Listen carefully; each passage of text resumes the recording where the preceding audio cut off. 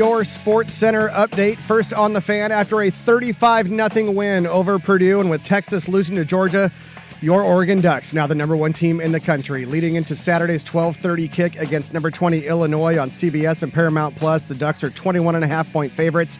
And the kick time for the November 2nd tilt at the Big House against Michigan has been announced. That also a 12:30 Pacific kick on CBS. An NFL double dip tonight for Monday Night Football. 5:15 on ABC and ESPN. The Ravens 3.5-point favorites at the Buccaneers, and at 6 o'clock on ESPN Plus, Justin Herbert and the Chargers 1-point favorites at the Cardinals. An MRI confirmed Browns quarterback Deshaun Watson suffered a ruptured right Achilles tendon, and he'll miss the rest of the season. Head coach Kevin Stefanski has not committed to a starting quarterback for Sunday against the Ravens. The team awaiting more info on Dorian Thompson-Robinson's injured finger. And the World Series is set. Game 1 from Chavez Ravine as the Dodgers host the Yankees Friday night. That'll be a 5:08 first pitch on Fox. We'll have coverage over on 910 ESPN Portland. More sports scores and stories in 30 minutes. I'm Jeff Rust at the Fan Sports Desk. Listen live or on demand on the Odyssey app, the Fan's desktop player, or tell your smart speaker to play 1080 The Fan. The Hot Corner, now in its new time. Tuesdays at 7 after Isaac and Sue on Portland's sports leader, 1080 The Fan.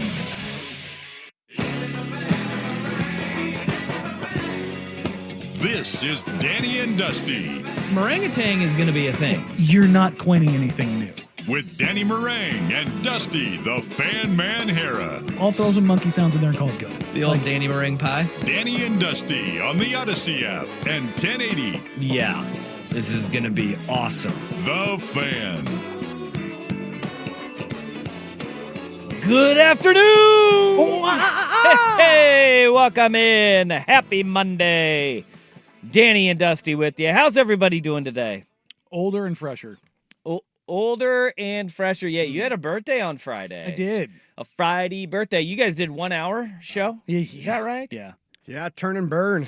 A little turn and burn 1 hour show on Friday. That's a good little Friday for you. Yeah, made Anthony Newman feel really old. Well, I mean, for him, it was a good little Why Friday. did you make Q feel old? I may or may not have brought up that when I was moving a couple years ago, that I found a T-shirt from. From the great camp. J.J. Bird Anthony Newman football camp? And he was like, "And you're 40 today?" I was like, "Yeah, how you feeling?" Yeah. He was like, "Damn old." Damn old. Q is the best. Yeah, no, great. The nicest man. And they are doo-doo. That's an all-time great drop on the Fan. That is They're doo-doo also. That's Anthony Newman right there. He does have a little Sam Elliott baritone to his voice. Oh, he does. He's a deep one. Yeah. But Anthony Newman is the nicest man in the world. And, it goes back to he and JJ both. Mm-hmm. I mean, they put on a free camp For years. kids all over the community. Yeah, And it was like when it kept growing, they weren't like, yeah, no, we need to slow this down. They're like, we need to find somewhere bigger. Yeah. We just need to go somewhere bigger. Mm-hmm. And they brought NFL guys in, which, as a kid, we never saw that around here. Mm-hmm. I became a Burt Emanuel fan because he coached me at the J.J. Bird and Anthony Newman camp, and they brought guys in that, cared about it.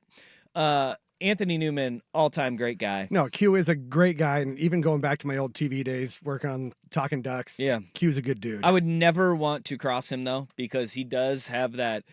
Oh, I remember watching you play football, and goodness gracious. Still not a small man. No. He looks like he could give you a couple plays still. Mhm. Yeah. Great dude. Gives back still. Love Anthony Newman. They lost this weekend, though. I know he wouldn't want me to bring that up. Lake Oswego, right? Yeah, it was a big game this weekend. Lake-O, Westland. Well, I guess they don't lose very often. Look, I guess if Q's going to have to take a loss, at least it's to a good dude like Steve Corey. Another great dude. Another great dude. Another great human being. Yeah. Steve Corey is, his resume speaks for itself. Yes. And again, another But he good is dude an that I've awesome worked guy. with on TV on our old CSN game day shows. And Awesome. Also one of the nicest people you will ever meet. Yeah, you kind of want them to be jerks, right? I've always and there was a time when you're in high school and stuff. I built up Ken Potter, Jesuits coach, now the winningest coach in Oregon history. I built it up in my head that Ken Potter was a jerk. Oh yeah. Then I got to know Ken Potter. I mean, because let's face it, Jesuit. I know it was Jesuit. It was Jesuit that I had the problem with. But As a in my as a- brain, I was For like, him and I specifically. Yeah, you know, as a Beavertonian, yeah. let's face it. tell me. We I want, know. we want to hate the Jesbians. I know all of this. Yeah. You want to hate Jesuit. Yeah. But then I got to know Ken Potter, and I was like, God, he's a nice guy. And it might make it worse. It does. Can we talk about like Foston Riley or something? Or? Foston Riley, Whoa. also great dude. Love Foston Riley. And Former Beaverton coach. Yeah, and Boyer. Bob Boyer. Bob Boyer. Yes, thank you. Yeah. Yeah. No, the list of Good Beaverton coaches. The list of good coaches out here is actually quite long. And good dudes. Yeah, well, that's what I mean. Like, Yeah. good coaches and good dudes. Yeah. Yeah. Having a good high school coach is important. I think we undervalue that in what like they mean to you down the road. Like my running back coach still talks to me. Yeah. Yeah. Every time I talk to my high school coach, we did not see eye to eye when we were in high school a lot. When I was in high school. No, I 100% there. I had to apologize to Bob Boyer. There was a lot of rewind, press play, rewind, press play. Young man, if you ever do that again, you're never going to play at Glencoe High School. To my credit, I kept finding new things to do. But there was a lot of that going around. But to this day, every time I see my coach, tell him I love him. Yeah. I mean, and I do. You know, having a high school coach that has that impact on you, it lasts forever in everything that you do. Yes. So that we got some good ones around here. I still remember being like an 8th grade basketball player, and I got a letter from old Beaverton High School head coach and athletic director Nick Robertson.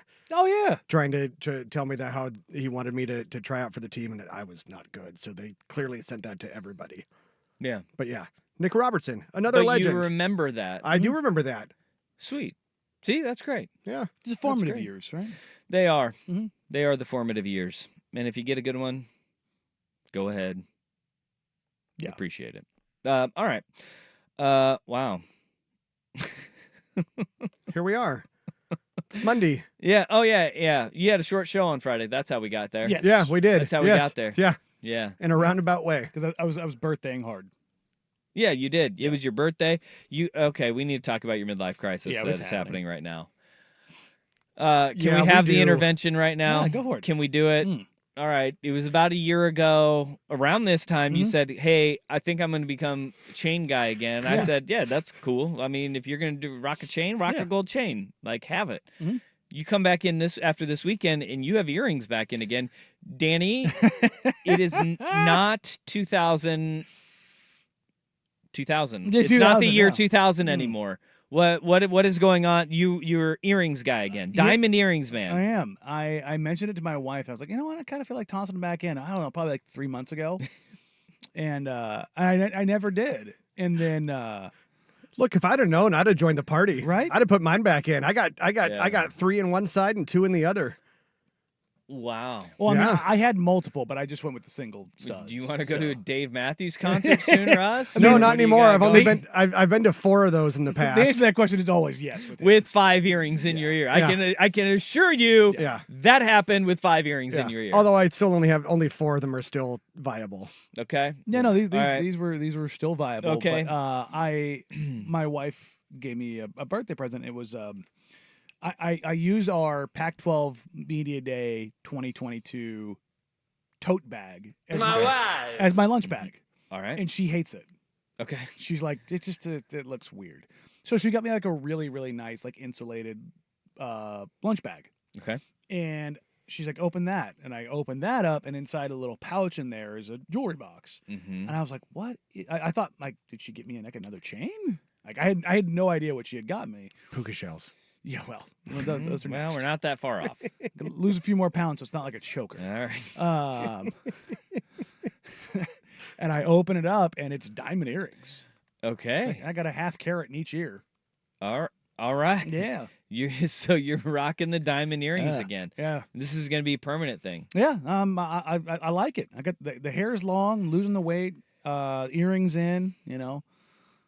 Maybe do like a He's little Botox in the forehead. I don't know. One step away from a Mazda Miata. Exactly. I mean, Yeah. We did joke about a new car. Like, and, well, that He didn't is a joke. Mazda Miata away. I already have the sports car. My Yeah. wife has the 350Z. Okay. And don't be wrong, it's a fun car, but we're working towards family life. Uh-huh. I was It going to go has- with like a T-top IROC or Oh, something. there you go. I had one of those in high school. Ooh. I had a 90. The old eagle on the front hood, like Ponch. I had a 91 RS that we swapped the engine out of. We started talking about cars on the way to dinner Saturday night.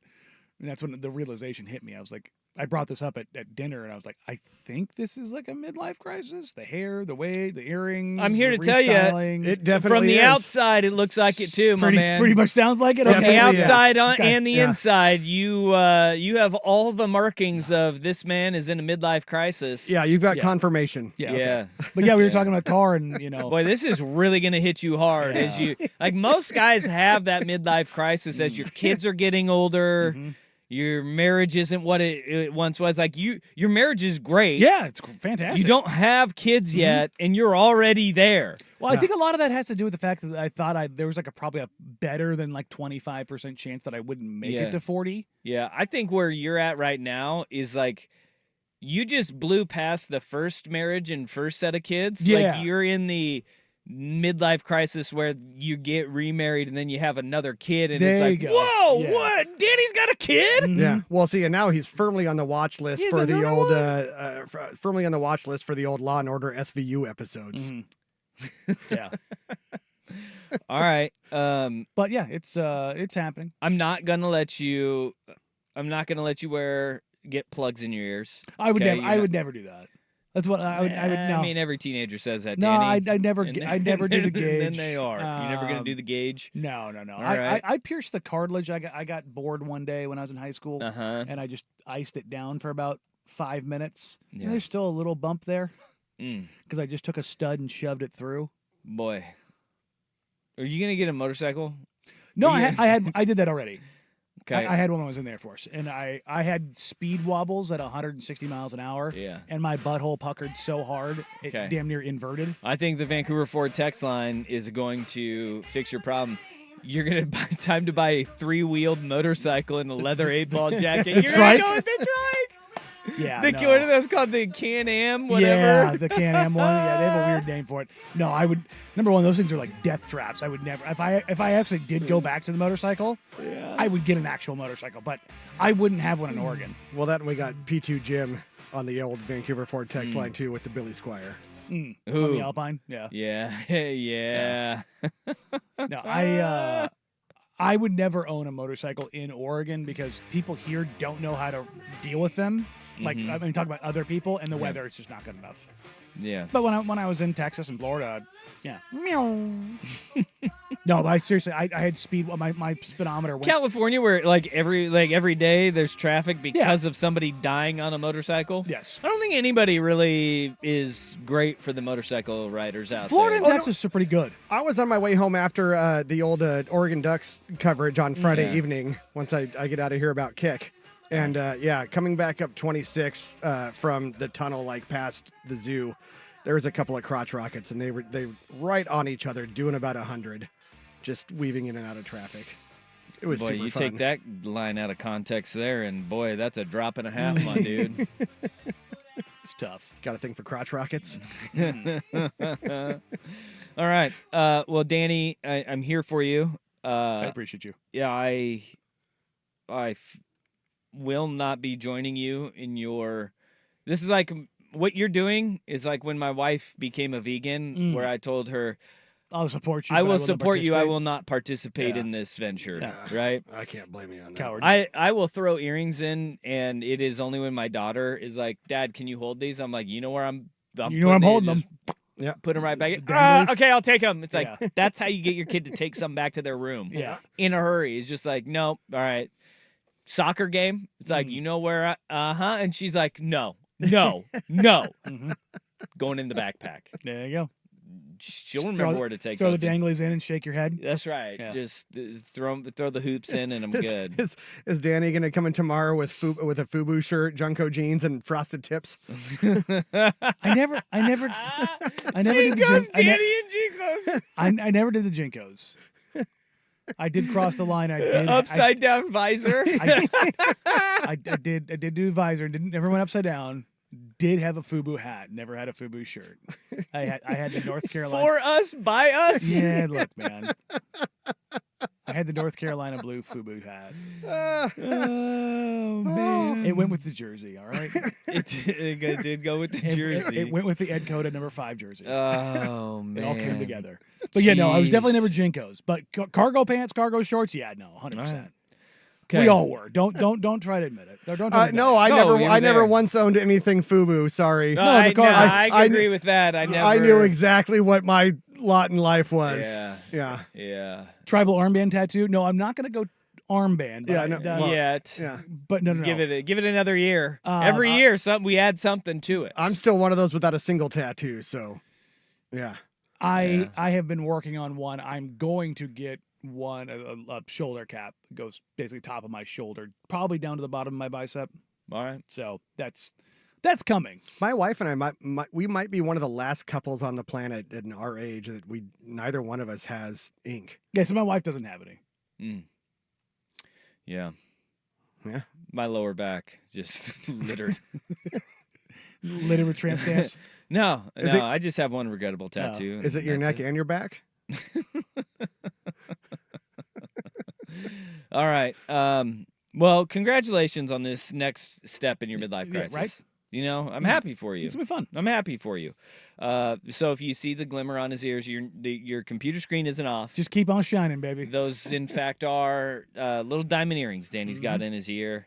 And I don't know. Well, I think the text line, the Vancouver Ford text line, is split on whether it will be a sports car or a motorcycle. I can't. My legs are too busted to do motorcycles. Well, so it is a. When it comes to the Mazda 3-wheel, Miata, are we talking the trike or like the Spider with the 2 wheels up front? 2 wheels up front. I Okay. won't go with either of those. I won't. I would do the trike myself. No, they're death traps, man. I'm telling you, they roll over. Yeah. Well, if you're a dumbass. No, I'm just telling you, they have a major that's why the trikes, they stopped selling the off-road trikes, because they would just roll over. Look, you know what? When I was a kid, we had the 3-wheelers and we did fine. We all survived. Yeah. We well, all tell survived. that to Ooh, Uncle Stubbs with his 4 fingers. Uncle Spud was not on one of the 3-wheelers. We had the little That's right. That was a washing machine accident. Get it right. Exactly. Bring back machine the no dryer. limit jerseys. My dad had his fast one. My mom had the big, slow, fat tired one, and then my brother and I, we each had the little Trizingers. Oh, look at you. Yeah. Look at It you was guys. badass going down to Sand Lake. Just ripping around. Absolutely. All right. You just had to make sure you didn't hit the tracks, the tire tracks straight on. You had to go on an angle. Yeah, that's right. Otherwise, you'd wreck. That's right. My brother learned that the hard way. Okay, so everybody was fine except for when your brother there you wrecked. Yeah. All right. Explains a lot now. Yeah, he's a doctor. Are you sure you're not the one that wrecked Rust? Look, no, he's a dentist.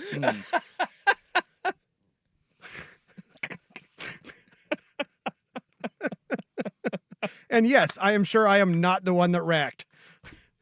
Damn it. He was going to be a brain surgeon until that. Now he's just a dentist. Well, he was like Dale. He wanted to go into the family business. One good hard Johnny wreck. Hopkins. Me and Johnny Hopkins. The smoked problem weed back is in I got school. high with Johnny Hopkins. These things happen. All right, let's get this show on the road. We got a lot to get to today, baby. We have got NFL. We got an NFL Palooza that we need to get to.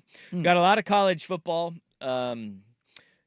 Is Lincoln Riley on the hot seat? Ooh, buddy. Injuries galore across the National Foosball League. Right? Yep. And then we got some quarterback play up and down, up and down. Can we put this to rest before we do anything, though?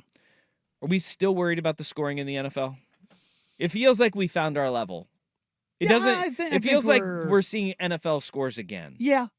You know? Yeah. Okay. It feels like scoring is back. The panic early in the year offenses adjust, defenses adjust. I mean, the Panthers and Giants Comes are and goes. outliers. We just don't In consider, life, and we just don't consider them. yeah, their offense is offensive. Yeah. So that when you have that, them, and so are the Titans. I'm going to lump the Titans in there and the Cleveland Browns in there too. Yes, yeah. Jeff. I would just like to say I went 3-1 this weekend, and both of my big ass spreads that I picked that Danny gave me crap for, I won them both. Hey, look at that. Hey. Look at that. We had another hot weekend. We did. I went 4-0 again. 15-1. 4-0? 15-1 over the last 4 weeks for me. Man, yeah, that's hot. Decent. Yeah. That's yeah. hot. Yeah. 15-1. That Hansel, he's so hot right now. So fade me this week. That's all that means. Fade me this week. We had a good week on the picks all the way around the whole show. I think I only lost one. I think you were 3-1 Yeah, ish. 3-1. Yeah. Is that what you went? Yeah. Yeah. Yeah. I think Yeah, somehow I got to. the Seahawks and Falcons backwards. I expected the Falcons to do a lot better. I managed to pick the Oh, I didn't Jaguars wrong again. I'm not sure I've gotten one of their games right all year. Well, come on. If I would have been here, I would have talked you out of taking the Patriots. Yeah, What are you doing? well, I was like plus 5.5. I'm like, I'm not sure the Jaguars can outscore anybody by 6 points. What? Come on, son. Yeah. It's London. That's like an extra home game. for I them. know, but that was my rationale last week when they played the Bears too, and they got smoked. All right. But where we got to start this bad boy off, there is a new number 1 in college football. Danny Dusty on the Fan. Thanks, Georgia.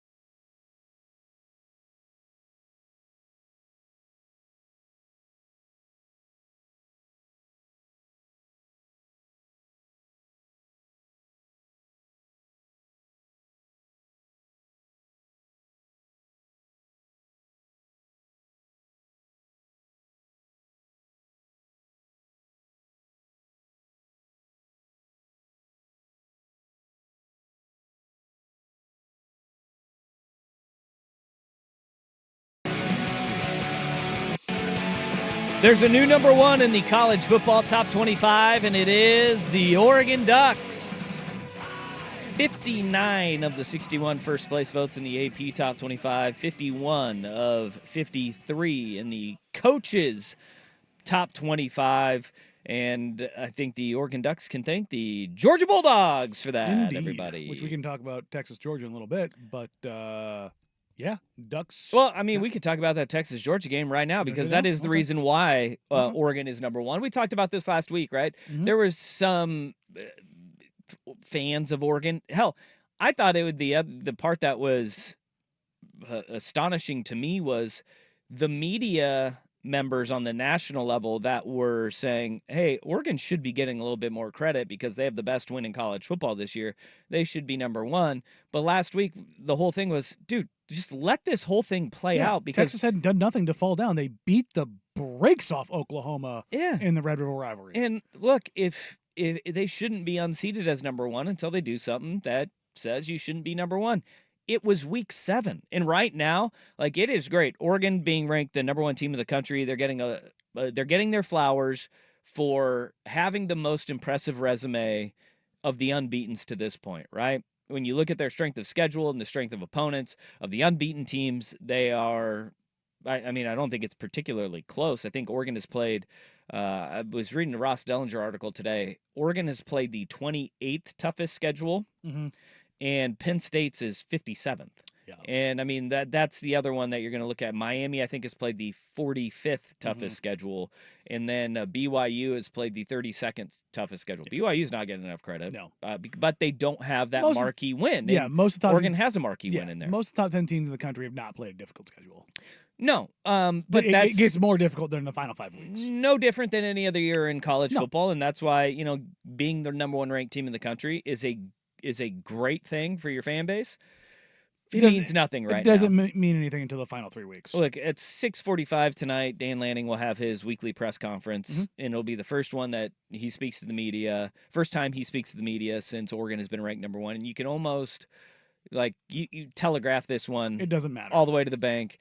Yeah, I guess that's cool for everybody else, but for us, it means nothing. We're just going to keep on rolling along. It is really good, though, to be acknowledged as the number one team in the country, and it's been a really long time since Oregon's been ranked number one. I mean, it's 2013, I think, was the last time Oregon was ranked number one. That's a long stretch. It's a decade. Can I say something? Yes, and I don't want to poop on it. This is not meant to poop on anything. No, because I'm not a party pooper. I don't poop at parties. I feel like somehow this will get pooped on because of the down years that like Alabama and Georgia are having. And so people will look at this as a year where like, oh, well, somebody else had to go be number one because those guys had a down year. So it's not really the same. Does that make sense? Yeah. Well, who cares? No. Yeah, I know. That's gonna be. But look, in the grand scheme of things, every year you have that revolving door around the top of teams, and again, being ranked number one at week 8, or heading into week 9, I guess it is after 8 weeks. It's great. It's fantastic. But it does not really mean anything unless you finish this thing off, and that's the hardest thing to do. Yeah. Is now you legitimately have the bullseye on your back. They have done everything in their power to earn the number one ranking, right? Which is you beat everybody on your schedule. You beat Ohio State. That's a hallmark win. Hang your hat on that kind of win. But this is just kind of the way that it is. And I think the bigger thing, if you're looking at the landscape of college football right now, there are 4 first-round byes in the college football playoff. They only go to the 4 highest-rated conference champions. Right now, what you can say that Oregon has done is that they are positioning themselves to have a shot at one of those because everybody else is just eating each other alive. Yeah. This is why I said when Oregon beat Ohio State, is they have put themselves to have a chance to be one of the top 2 teams in the country. If they continue handling business, if they win out between now and the end of the season, they will be in the conversation for one of the top 2 spots. And I think that one thing Oregon has done, and I thought Friday night kind of highlighted this, is that Oregon they have avoided the stub your toe slip up games, right? they came out sluggish early in the season, and when your wins are not as impressive as what people had hoped them to be, meaning you win by 10 against Idaho, you have a close one against Boise State. Mm-hmm. Oregon had offensive line issues that they were rectifying. Since then, they have played like one of the best teams in college football. Can we, just for my own purposes and maybe some others out there, the 4 first-round buys, like you just said, I believe go to the top 4 highest ranked conference champions. Yeah. Not just the Power 4 conference champions. All of them. Well, because could it not be a group of what have you? Yeah, champion that well, pops I in? mean, right now that would be Boise State. Right. Is who that would be, but they need to be ranked higher than the Big 12 or the ACC. But it conference could champion. happen. It very well could happen. Because I've heard people say that no, it's only the Power 4 conferences. Yeah, that no, that, it is the 4 highest rated conference champions. That's what I thought. Just wanted to make that clear. That is why Notre Dame cannot be one of those teams ever. Yeah, join a conference, dudes. Yep. But it does kind of, and right now it would not be Boise State. Right now it would be an ACC Big 12 team because they're still there. But it could happen. It very easily could happen. And I think this is where you go down the road of do not stub your toe. You've afforded yourself a little bit of leeway because just look around the landscape of college football. It is really hard to go unbeaten. I mean, we talk about it like it's easy, but because every year we have a Georgia, Alabama, or a Clemson, or an Ohio State, or a Michigan that does it, it is so damn hard to do. And we're at entering week 9.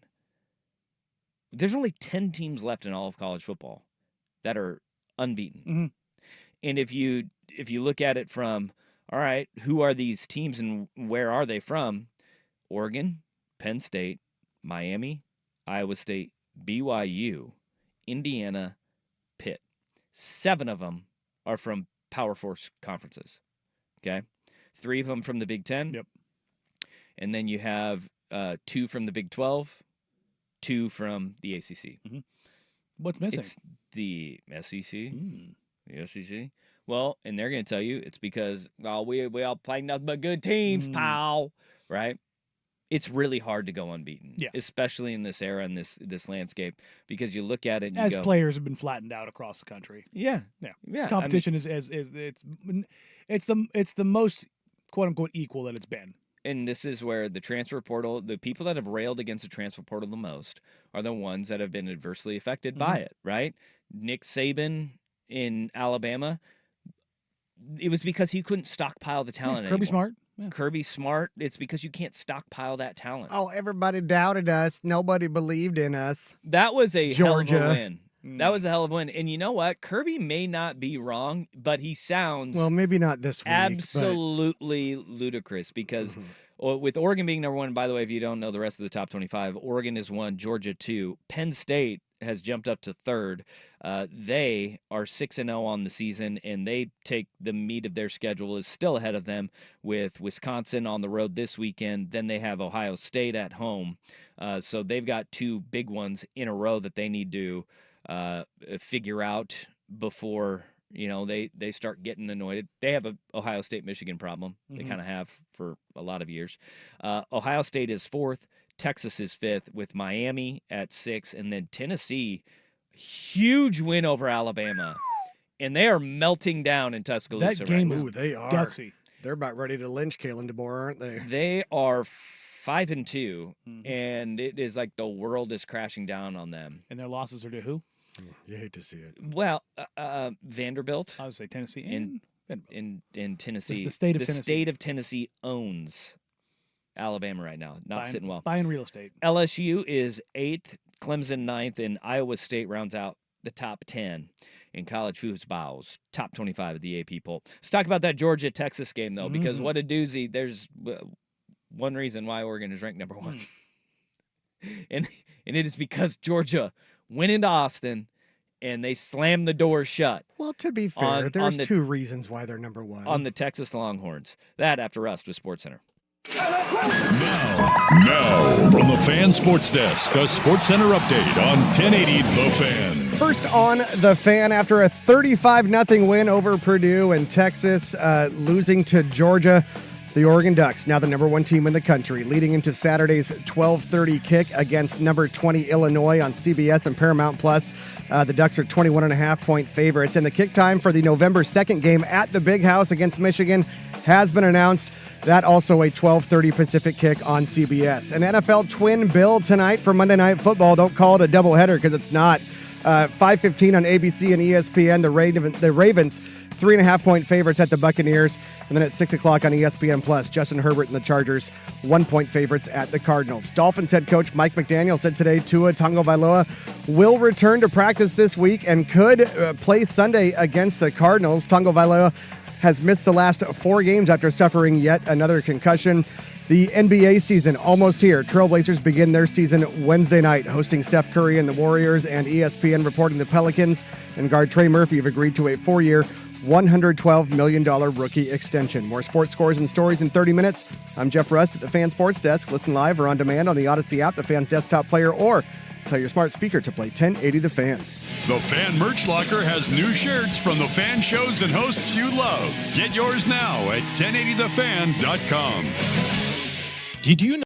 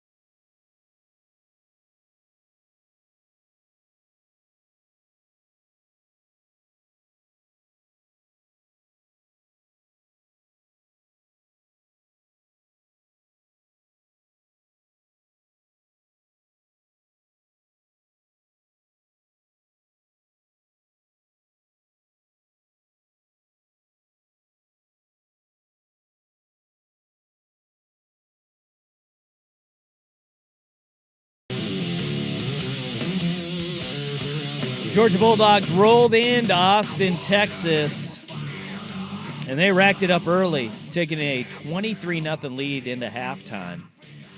Boy, that kind of felt like Georgia went in with the mentality that Alabama did in that meeting that handed Georgia their first loss, where Bama went up 28-0 early. It was like a blink of an eye.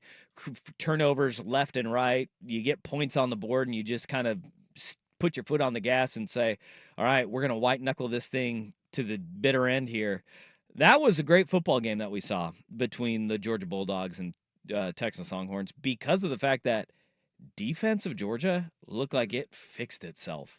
And then Georgia, I mean, to Texas' credit, they came out in the second half, their third quarter. Looked like a different team. They look like a completely different team. But it just like Georgia did to Alabama, right? Yep. Yeah, I think this game was really interesting because Georgia's offense was god-awful. It was not good. Carson Beck was very bad. Running the ball, they were below average. And then you have to give credit, again, to Texas' defense. But when you force Texas into a truckload of turnovers, they have 4 turnovers, 3 fumbles and a pick, and then that doesn't count. 3 fumbles, 3 strip sacks. Strip sacks, yes. I mean, yeah. You got to the quarterback. Jalen Walker was a man possessed. You got to Texas's quarterback 7 times.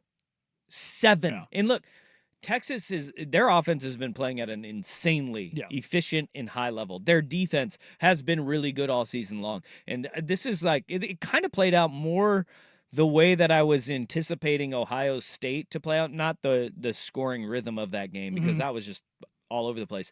But the disruption. The turnovers, right? Where the defensive lines, I thought Ohio State and Oregon were going to come out, and you were going to see 2 defenses wreak havoc on offenses that have been wildly efficient all season long. You'd hear Mateo's name, you'd hear Sawyer's name, and it would kind of like, oh, these guys are going to be super disruptive.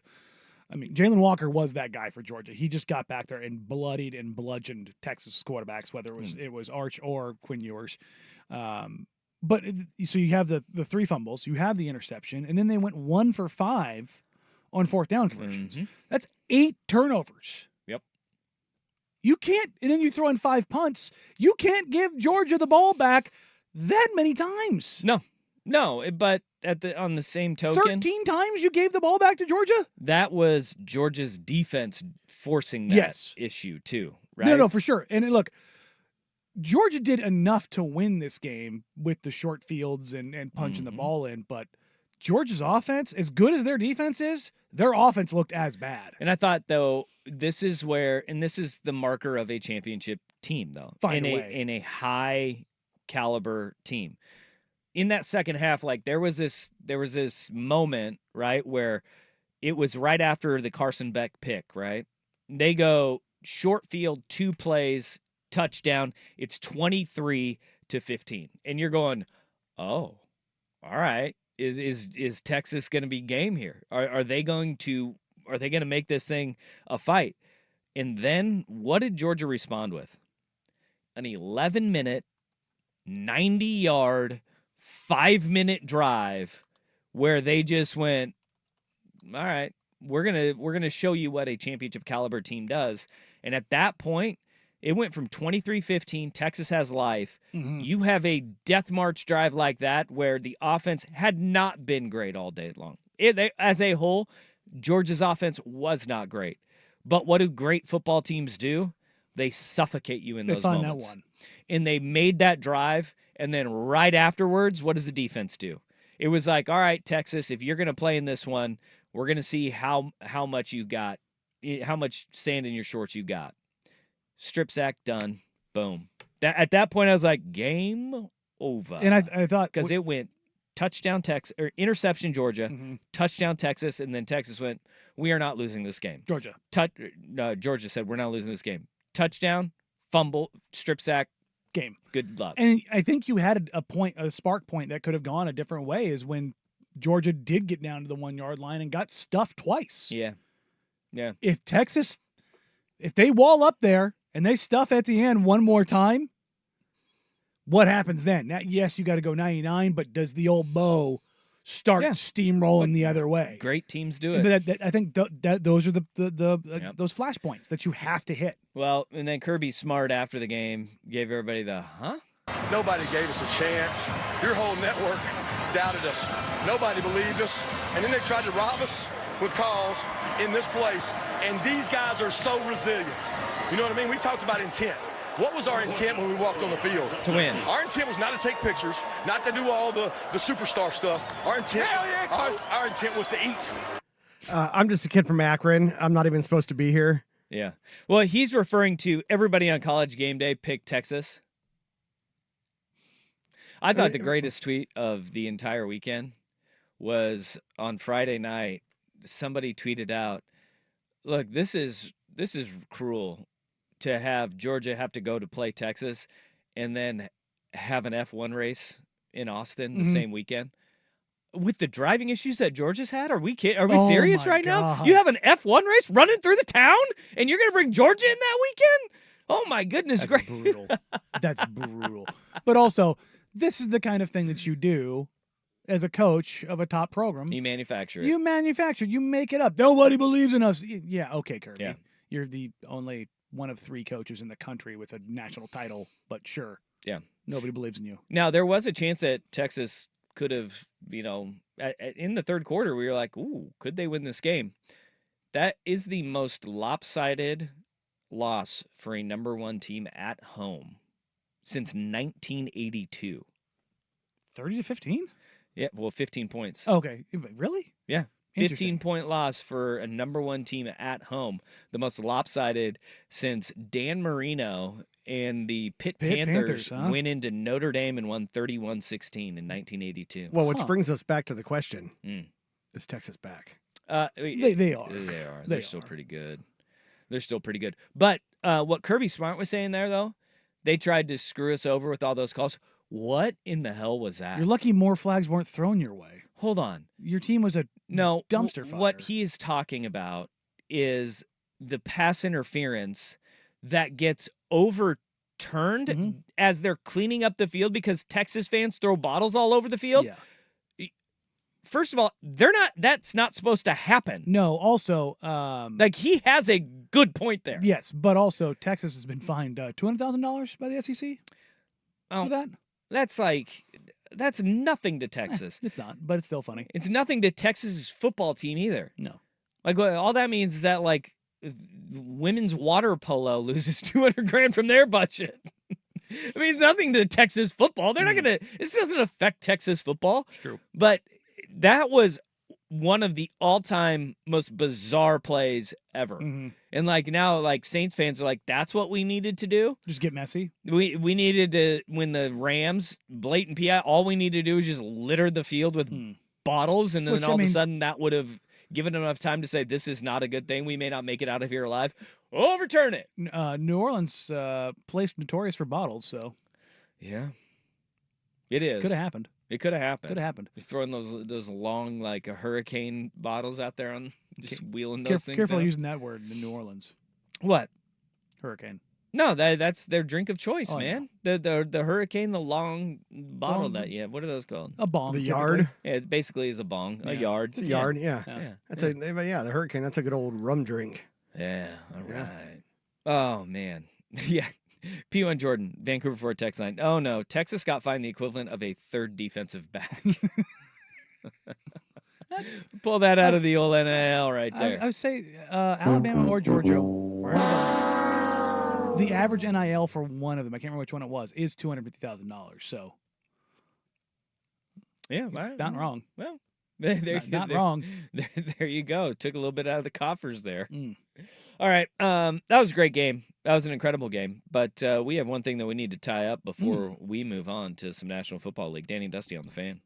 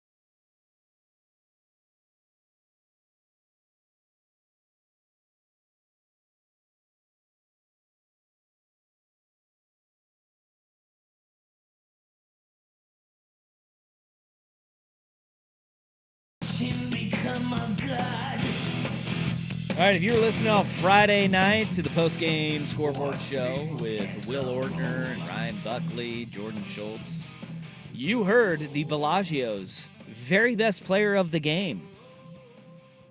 Now is your time to text 503-864-6326 with your answer to the Bellagio's very best player of the game. The first person to correctly identify the Bellagio's very best player of the game, it gets a free delicious pizza from Bellagio. Dough and sauce made fresh 6 days a week right here in Wilsonville, and proud to be serving the Northwest community since 1996. Order online at Bellagio'sPizza.com or through the app. You can visit 1080thefan.com for complete contest details. The Bellagio's very best player of the game. Go ahead, text 503-864-6326. It may not be the guy you think. Look, these people are just guessing right now. These people are guessing right now. Guess is coming in. We still have not got the Bellagio's very best player of the game. You guys are way off. It was not Dylan Gabriel. Dylan Gabriel was pretty good, though. Was pretty good, but also very much not needed. He was in that first half, man. I'll tell you, like you get a sense when you interview the coach, Dan Lanning, at halftime there. So he was coming off the field. You would have never guessed they were up 21-0. Really? Oh, no. He was fired up, man, because of the way that first half ended. Like when he says it's Ducks versus Ducks, we play to our own expectation. The fact that they went, after going up 21-0, Purdue got the ball, drove down the field, and had a makeable field goal that they missed in the second quarter. Then Oregon goes punt, interception on their final two drives. Purdue also, they went down the field, and they were in position to put points on the board, and Oregon forced a fumble, and Kobe Savage ended up recovering it. At that point, it was like they played really well out of the gate, but then like there was this lull where they were opening the door for Purdue to get back into it. He was none too happy with his Ducks heading into the break. They ended up winning 35-0. Yeah, it's the first road shutout since 1992. Yeah. Turns out the Purdue head coach, just learning the verbiage of the offense, was mildly problematic for their offense. When is the last time you saw a team not a service academy go an entire quarter without attempting a pass? Purdue did it. They did not attempt a pass until I think it was like the 11-minute mark of the second quarter. It was the 11-minute mark of the second quarter until they attempted a pass. And Ryan Brown, he can run. He gave Oregon fits. He was good with his play fakes, and they had two fakes on every play. Like he was efficient in that, but they just did not want to throw the ball at all. Well, I mean, very clearly they can't. No, they can't. But 35-0, shutting out a team, very hard to do. Yeah, and you get out of there clean and injury-free. Yeah, think about this. Oregon's played a lot of bad teams on the road. They have had some really good teams that they have taken on the road. That being the first road shutout since 1992, that is, and I don't think it's inarguable at this point. Since the last road shutout, which was at Oregon State in 92, oh, wow. Oregon's best teams in their entire program's history have all been after that time. And none of them have done that. Oh, it's I mean, 94, you had the Gang Green defense. You had the D-Boys in the early 2000s. You had two teams that went and played for national titles. And it's none difficult of them, to shut people out in football. It doesn't happen. It's hard to do, man. Like in the scheme of 60 minutes, somebody's going to stumble across some points.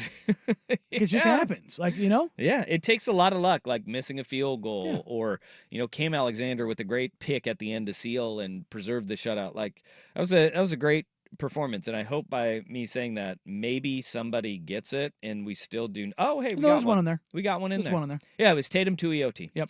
Tatum Tuioti was the Bellagio's very best player of the game. So congratulations to that person who texted in Tatum Tuioti, who's been really good the last couple weeks. And 6 also, tackles, a sack. Also, shout out to that texter. He spelled it correctly too. Yeah. Shout out the Googles. Congratulations to the Tuioti family. Yeah. That would be pretty funny. Well, Yeah, I heard it. I heard it was not pronounced correctly on the television broadcast. Which, Not the first time that's happened to an Oregon Oh, Duck. like Marcus Mariota? Yeah, Yeah. yeah, Yeah. yeah. All right. And shout out to promotions goddess Tara too, because I asked her, I was like, "How correctly does this name have to be spelled?" And she's like, "As long as they're there." As long as we know. Yeah. As long as we know. As long as they ballpark it. All right. Hey, we got a lot of NFL in hour number 2 that we need to get to, including our worst day on the web, which is, wow. I don't know how you get to this point. Also in hour number 2, we've got to get to your USC Trojans. I'm sorry, but we got to. Oh no, we definitely do.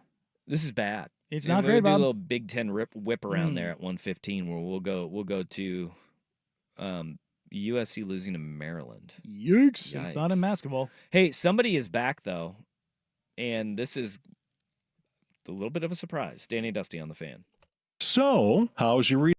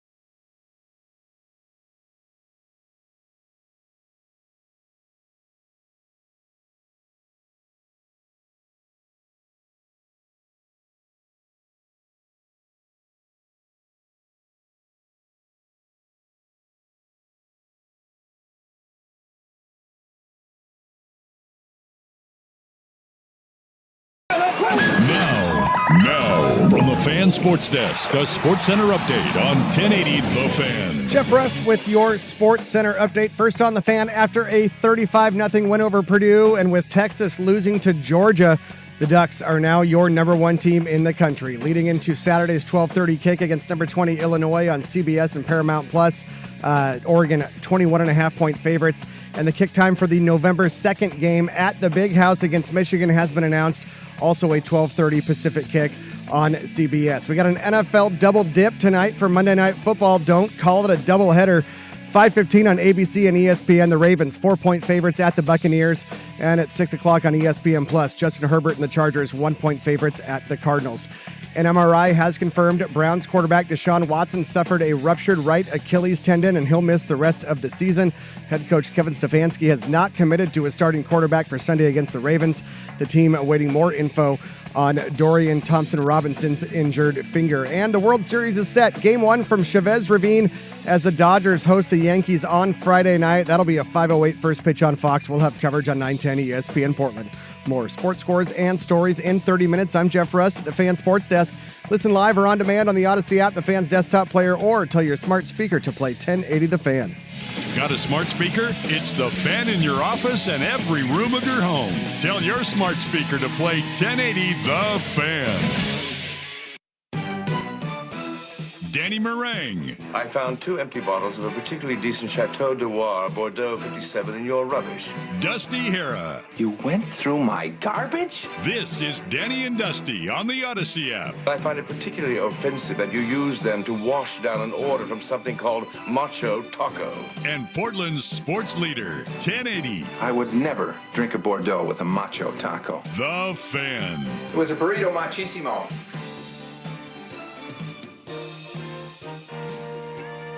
Oh, I just saw this. This just kind of came across the line. You remember that Tiger Woods golf league? The TGL, the golf the indoor league? one, yeah. Tiger and Rory doing that. That starts January 7th. No. I just saw this. And you have guys that are assigned to cities, right, in this? So, like Colin Morikawa, he's going to play for the Los Angeles Golf Club, which I don't think is like the Los Angeles Golf Club, but it's just the golf club. A Los Angeles Golf Club? Yeah. You got Tiger Woods is playing for Jupiter Links. Are they trying to make this like live golf where they have teams and such? Yeah. Because it all sounds kind of dumb, Yeah, if you I'm do. being honest. What city do you think Rory McIlroy would be associated with? Edinburgh. Yeah, Dublin. No, it's in the United States. Indianapolis. I was going to say, is there a... No, he's from Boston? Northern Ireland. Let's say Boston? Yeah. Yeah. Huh. Yeah. Boston Common Golf. That's Rory's team. Like, Yeah, Boston. They're like, yeah, we're gonna send the Irish guy. He's definitely Boston. Is Tiger Florida? Yeah, he's Jupiter. Yeah. He's Jupiter Links right there. From Boston. Oh yeah. That's such a great little jingle. It is. Yeah. It is. It's so Jingles tremendous. rule. I don't know how we got in Jingles do discussion rule. out at dinner the other night, but like we just started like naming jingles, and I was like, yeah, you know why you can do that? Because they work. Mm-hmm. Yeah, but I mean, it worked for my kid with Burger King, right? The whole BK, have it your way rule. He's like, we need to go to Burger King. I took him to Burger King once. He's like, I don't want to go back. But he still sings the damn jingle. Well, I'll go. I'll get the chicken fries and a cheeseburger. Yeah. Chicken fries. Blah. Best thing on their menu is their French toast sticks. I love the Burger King French toast sticks. Yeah, Those are solid. good. Elite. All right. Jingles. Where do we go from there? Look, man, just because I steer us off track doesn't mean I'm going to bring you back. Yeah.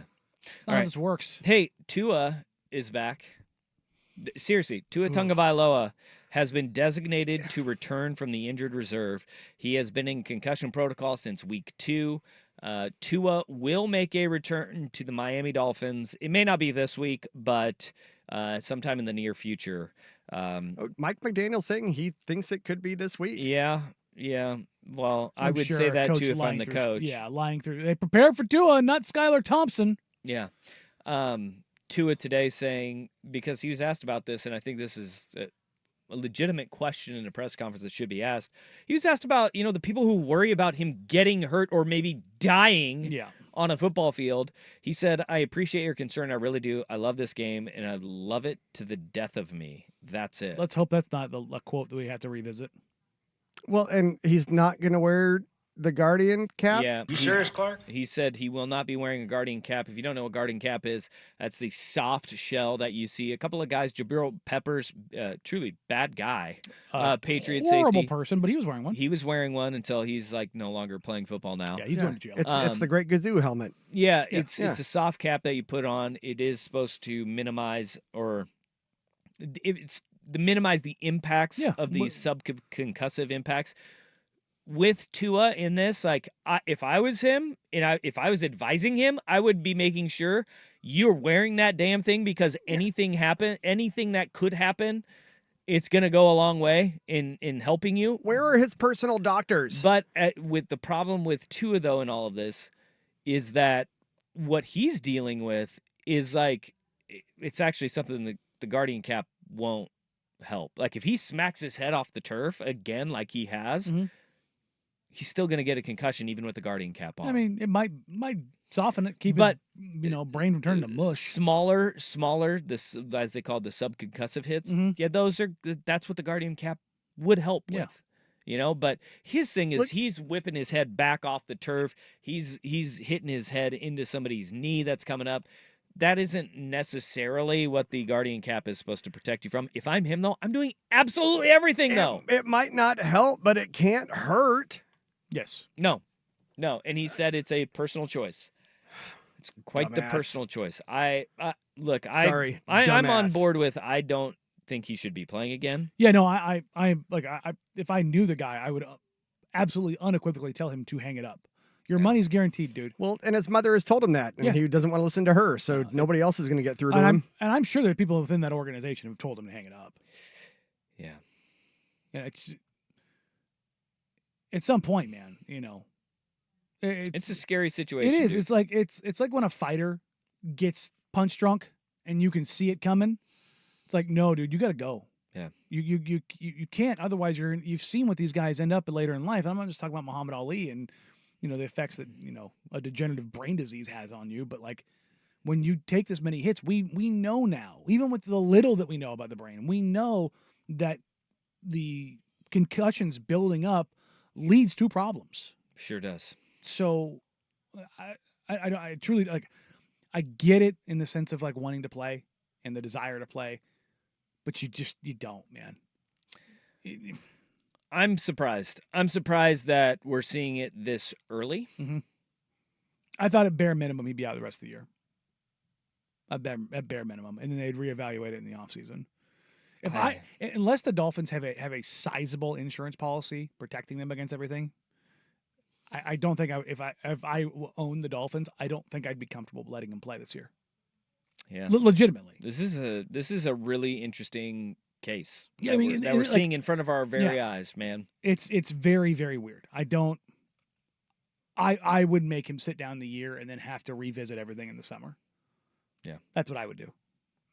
But I don't own not worth billions and not own a team that generates millions of dollars and jeopardizes other people's careers because they're playing with a quarterback who shouldn't be playing and everything else that comes with that. But it's I think it's bigger than all that. I think he's also seeing, look, there's a ton of pressure on these guys, especially when you look at where the Miami Dolphins are right now without him. Those that said, Tua was overrated or he didn't mean that much. He just had great weapons around him and a great offensive mind and Mike McDaniel. You are seeing with Tyler Huntley and Tim Boyle. Mm-hmm. I mean, Tyreek Hill and Jalen Waddle. Well, not Waddle. Odell Beckham. Oh yeah, they looked like they were just quitting in that game. They're gonna murder somebody. Like they were just like, yeah, we're out. Mm-hmm. We're so done. We can't do this with these quarterbacks, and they have hit the skids. And when you have a team that has a bunch of talent on it, look, you hold the Indianapolis Colts to 16 points, you should be winning a game, right? Yeah, you should be winning a football game in the NFL when you have whether it's A-Chain, Mostert, Waddle, Hill, like you have weapons. You should be winning a game when your defense only allows 16. And especially when your defense is on the field for as long as they are because your offense is so bad. There is a pressure that Tua feels, too, of I don't want to let all these other guys down around me. Yes. And that is what sucks about... And I bet you his teammates have told him, don't worry about it. Yeah, but you still feel it. You still feel it, It's sure. the beauty and the curse of the relationships you've built in a locker room, right? The beauty is that you have these relationships that are fortified and they are for life. And you will ride and die with these guys forever. The curse in it is that you do it often at your own expense. Yeah. And that's what we're seeing with him. And in that vein, this is an interesting note on Vancouver Vortex line. Should the Dolphins just cut him to save him? No one else would pick him up. See, that's the hard part, though. You couldn't guarantee it. I mean, the Titans. Raiders. The Raiders. Aiden O'Connell's out again. You're back to Minshew mania. The Giants. Also, the Raiders aren't tanking. I don't know if you heard AP. The Panthers. I think there are teams that'd be like, we'll give it a whirl. And that's the problem is that And if you nobody does, then you have a collusion lawsuit on your hands because all of those teams that we just mentioned should sign Tua if the Dolphins cut him. You'd have to get him medically retired. Yeah, exactly. I wouldn't be the worst. I would say if I'm the Dolphins, I would have thought about it. But then with the way the CBA is too, if they just cut him and say done, then they're screwed in the salary cap for years to come. There needs to be a way. Amnesty. There needs to be an amnesty clause, and particularly for medical. Yeah. Particularly medical amnesty. Yeah. But then again, at the same point, Brandon Roy. Well, and just the make Browns sure, being able to get out of something. I was going to say, and just make sure it's for a medical thing like Tua and not for the Browns. Well, the Browns would have that horrible, terrible. The Browns would have a cause for it right person. now. It's that simple. That's what I'm saying. With a ruptured Achilles, they would have a cause for it right now. So yeah, that's where it gets a little bit dicey for sure. Yeah, not good. Hey, let's do a little Big Ten whip around here. USC drops their third in a row, and this is where it gets a little bit shaky. Danny and Dusty on the fan.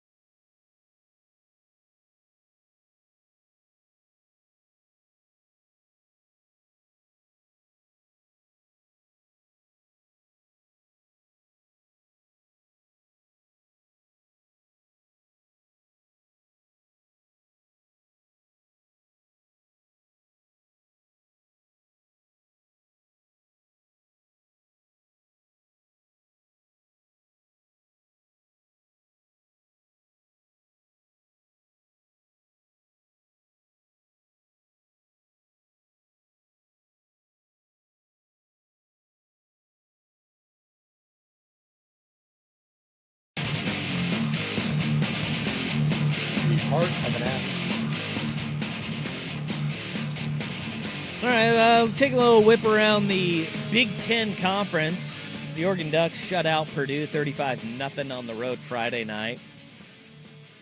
First road shutout since '92. That's a long time. First shutout of any kind in over a decade for Oregon, too. Oop, that's pretty good. Solid. Good little things right there. Elsewhere in the Big Ten, Kurt Cignetti and Google Me Bitch, 56-7. They mopped the floor with the Nebraska Cornhuskers. I was reading that Dylan Raiola has a quarterback rating of 44 against zone coverage. Google me, bitch. And about 90% of Indiana's coverage zone. Yeah, it looked like it. That played out. He was 28 of 44, 234 yards, 3 interceptions, 0 touchdowns. Pretty good. Indiana is a wagon. Yeah, they're playing really damn well right now. And Curtis Rourke, their quarterback, he's unlikely to play this week. Yeah, he ripped off his freaking fingernail. That sounds awful. Yeah. So they're hoping they can get. Look, UW is not an easy game to hope you can get by. Well, no. Even Marcus Allen is like, you're a little baby. But, yeah, no, just cut the finger off. Oh, Running lot. Running lot. No. I'm sorry. Yeah. Apologies. You're mixing up your Raider lore. Damn it. It's okay. And SC players. And SC legends. Yeah. But I was close. Indiana has a really good defense and a really good running game to go with it. Their defense does not get enough credit for how good they are. They're amongst the leaders in the country in sacks, although they only had 2 this past week. It was enough. 56-7.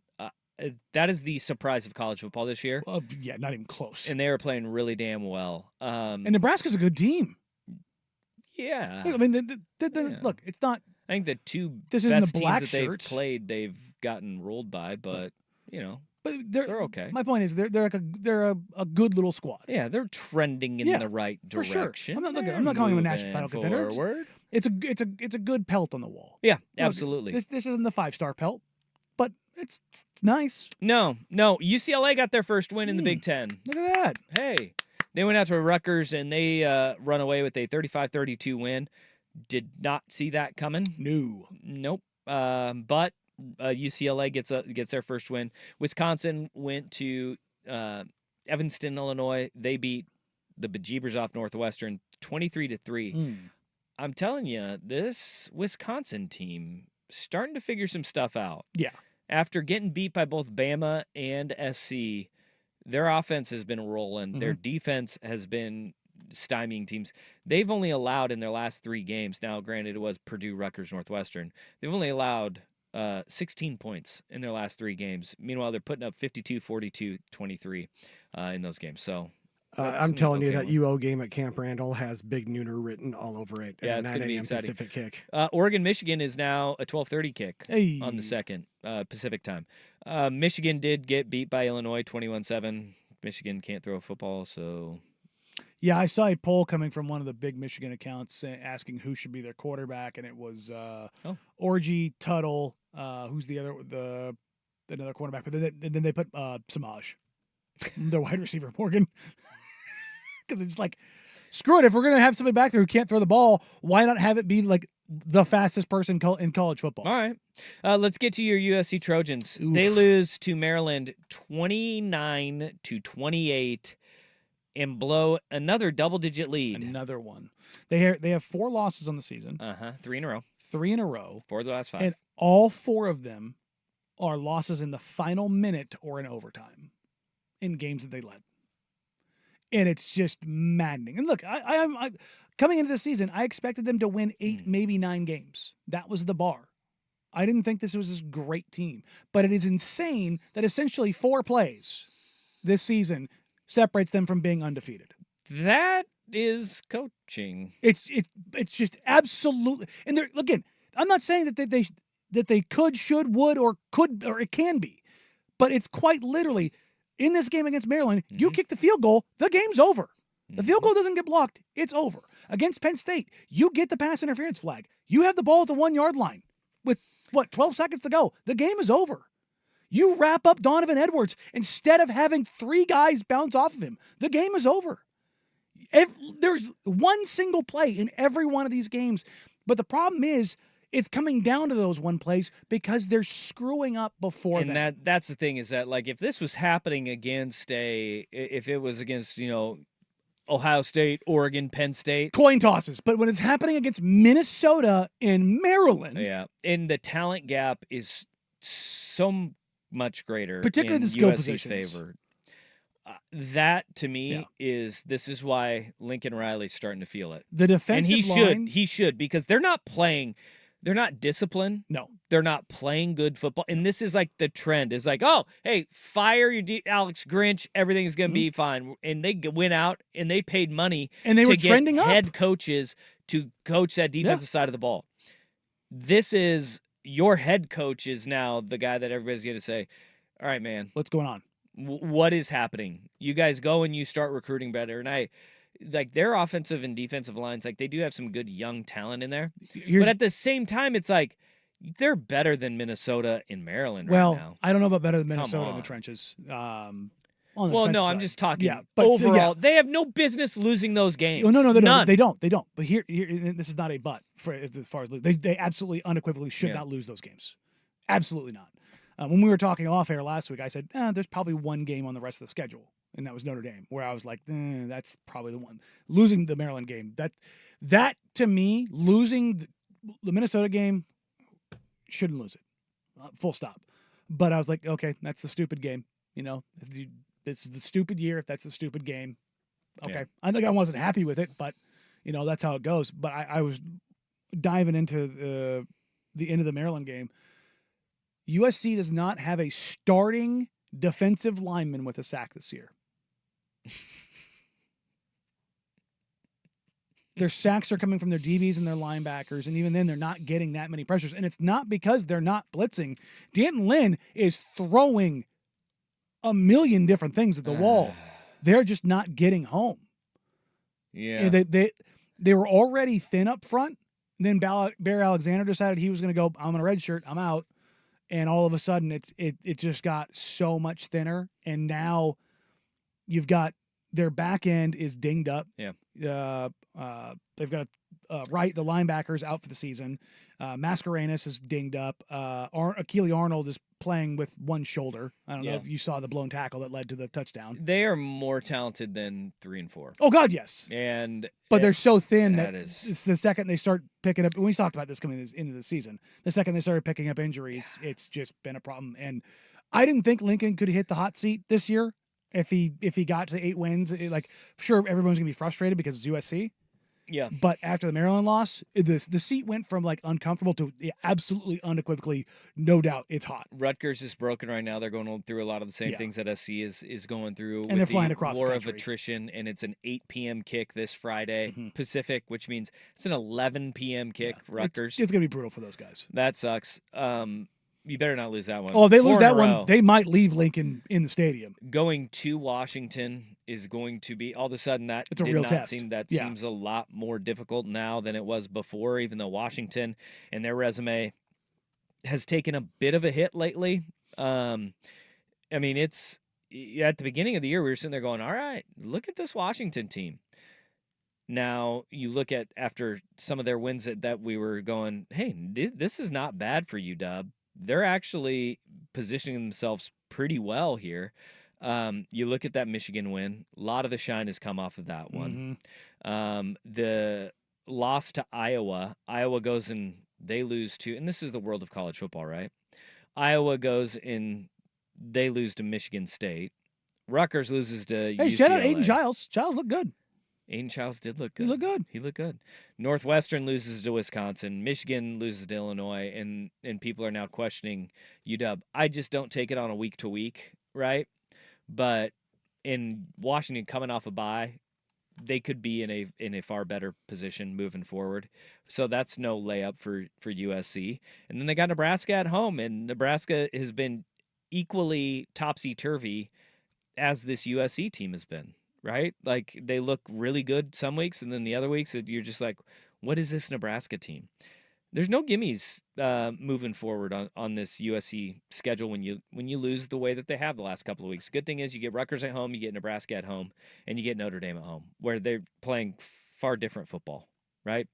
The only loss that they have at home this year is that Penn State game, which is 3-point game to the number 3 team in the country. That's not like that. That is the head scratching part. Yeah. You see the variance. And that's the thing is that you can blame some of it on depth. You can blame some of it on, getting some things right and getting away from being a team that was entirely built around Caleb Williams, which I was perfectly okay with because the first year was really good. But it's kind of funny, the Vancouver Forward text line, Cignetti to USC. I actually had somebody who I know who was like, hey, if they fire DeBoer in Alabama. Oh, boy. And I'm like, first of all, Alabama's not going to do that because the buyout on him is going to be like, what, $60 million? I mean, you could find somebody in Alabama that's willing to pay it. I mean, Jimbo Fisher, man, they did it for Jimbo. 75 for Jimbo. Texas is a little bit bigger. Yeah. They had a few more millionaires in that booster pool. Bama. Look, if this was Arkansas and that Walmart money might be interested. I mean, look, Florida may be in the Billy hunt. Napier, Billy. Actually, Florida's playing better. Has he done enough to save his job? No, but Okay. Florida's playing better, and they actually have a quarterback that they can be like, hey, he's looking up. Have you DJ seen Lagway is Have you seen the playing Man in okay the Street football. No. interview? No. Oh God, there's a Florida media guy who goes out in the streets and outside the swamp and asks about DJ Lagway, and she said he needs to play better music. In case you're wondering, she looks exactly like these things she looks. 11 out of 10. Complete smoke show. And then he's like, really? You think so? She's like, I don't know who he is. I just imagine that his set list sucks. The fire Billy Napier stretch, it starts right now. Have you seen their next 4 games? Mm-mm. At home against Georgia. Oh, God. On the road against Texas. Oh, God. At home against LSU. Oh, God. At home against Ole Miss. Oh, God. Yeah. Oh, God. Yeah, so they've looked better the last couple That's of one of the games. most brutal stretches in the country. Yeah, this was, remember at the beginning of the year, they have the toughest schedule in the country. Yeah, and it was it wasn't not close. particularly close. But they played Tennessee to a 1-possession game. They looked a lot better against Tennessee. That was their one blemish in the last month, was Tennessee. They went on the road up to Neyland, and they lost 23-17 on the road. Other than that, they beat Mississippi State. They beat Central Florida. They absolutely hammered Kentucky. They've looked okay. But then you play Georgia, Texas, LSU, Ole Miss. But you get to finish it with Mike Norvell. How great would that be if the final game of the year, it was like Florida, Florida State, and they fly in, Kurt Cignetti is like, hey, winner gets Coach Cignetti. Huh? Firebolt to coaches. Winner gets Cignetti. Have him say, look You at my can't record. lose this one. You can't Google lose me, this bitch. one. You want to see them go all out. Great line. That's how they do it. All right.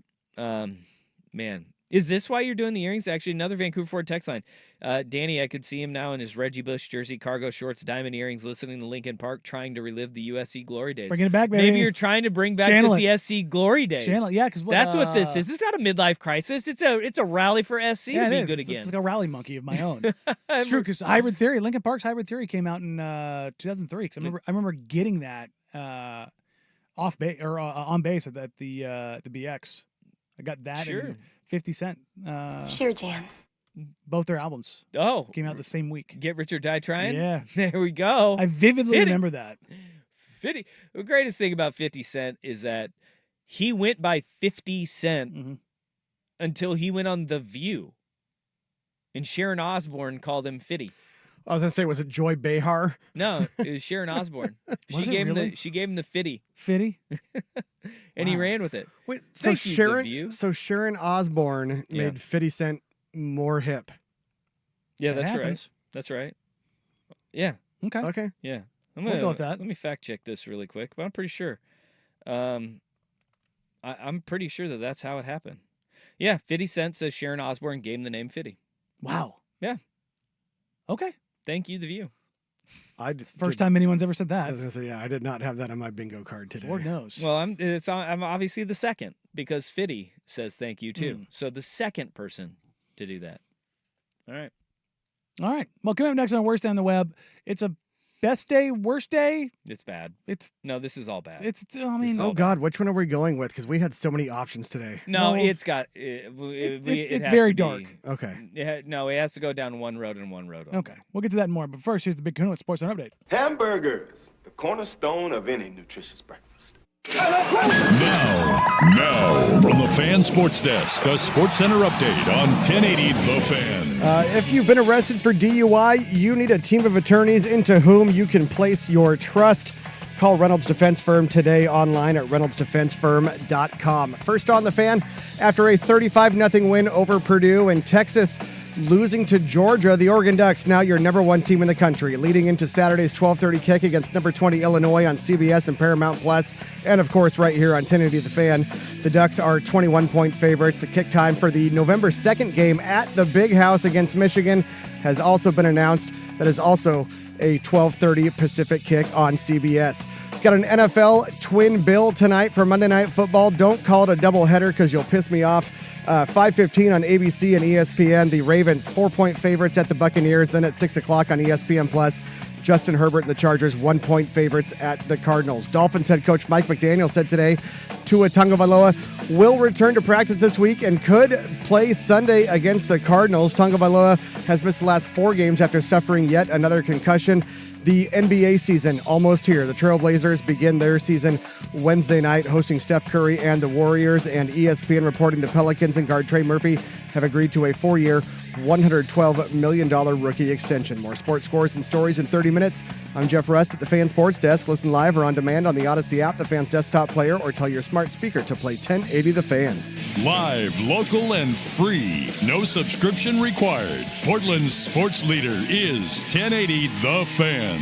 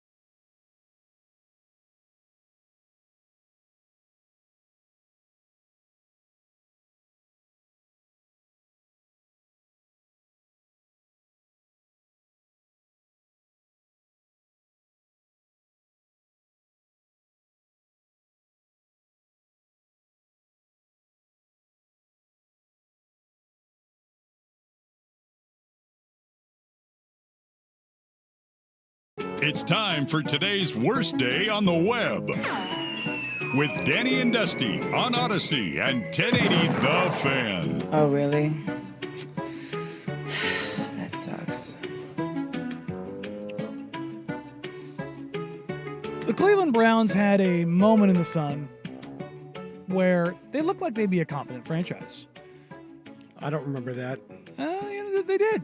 Their defense last year was incredibly good in spite of Deshaun Watson's arm completely falling off, and they did just enough to be pesky, and they seem to be built on the back of their defense with Myles Garrett. Just enough to be. Look, Kevin Stefanski is a good coach. Yes. He's a good coach. He's a great coach. Yeah, Nick Chubb is a great running back. Yeah. I mean, they have a lot. They had a lot kind of going for them, but they had a 225-pound anchor of piss and vinegar in Deshaun Watson that is going to be out for at least a year.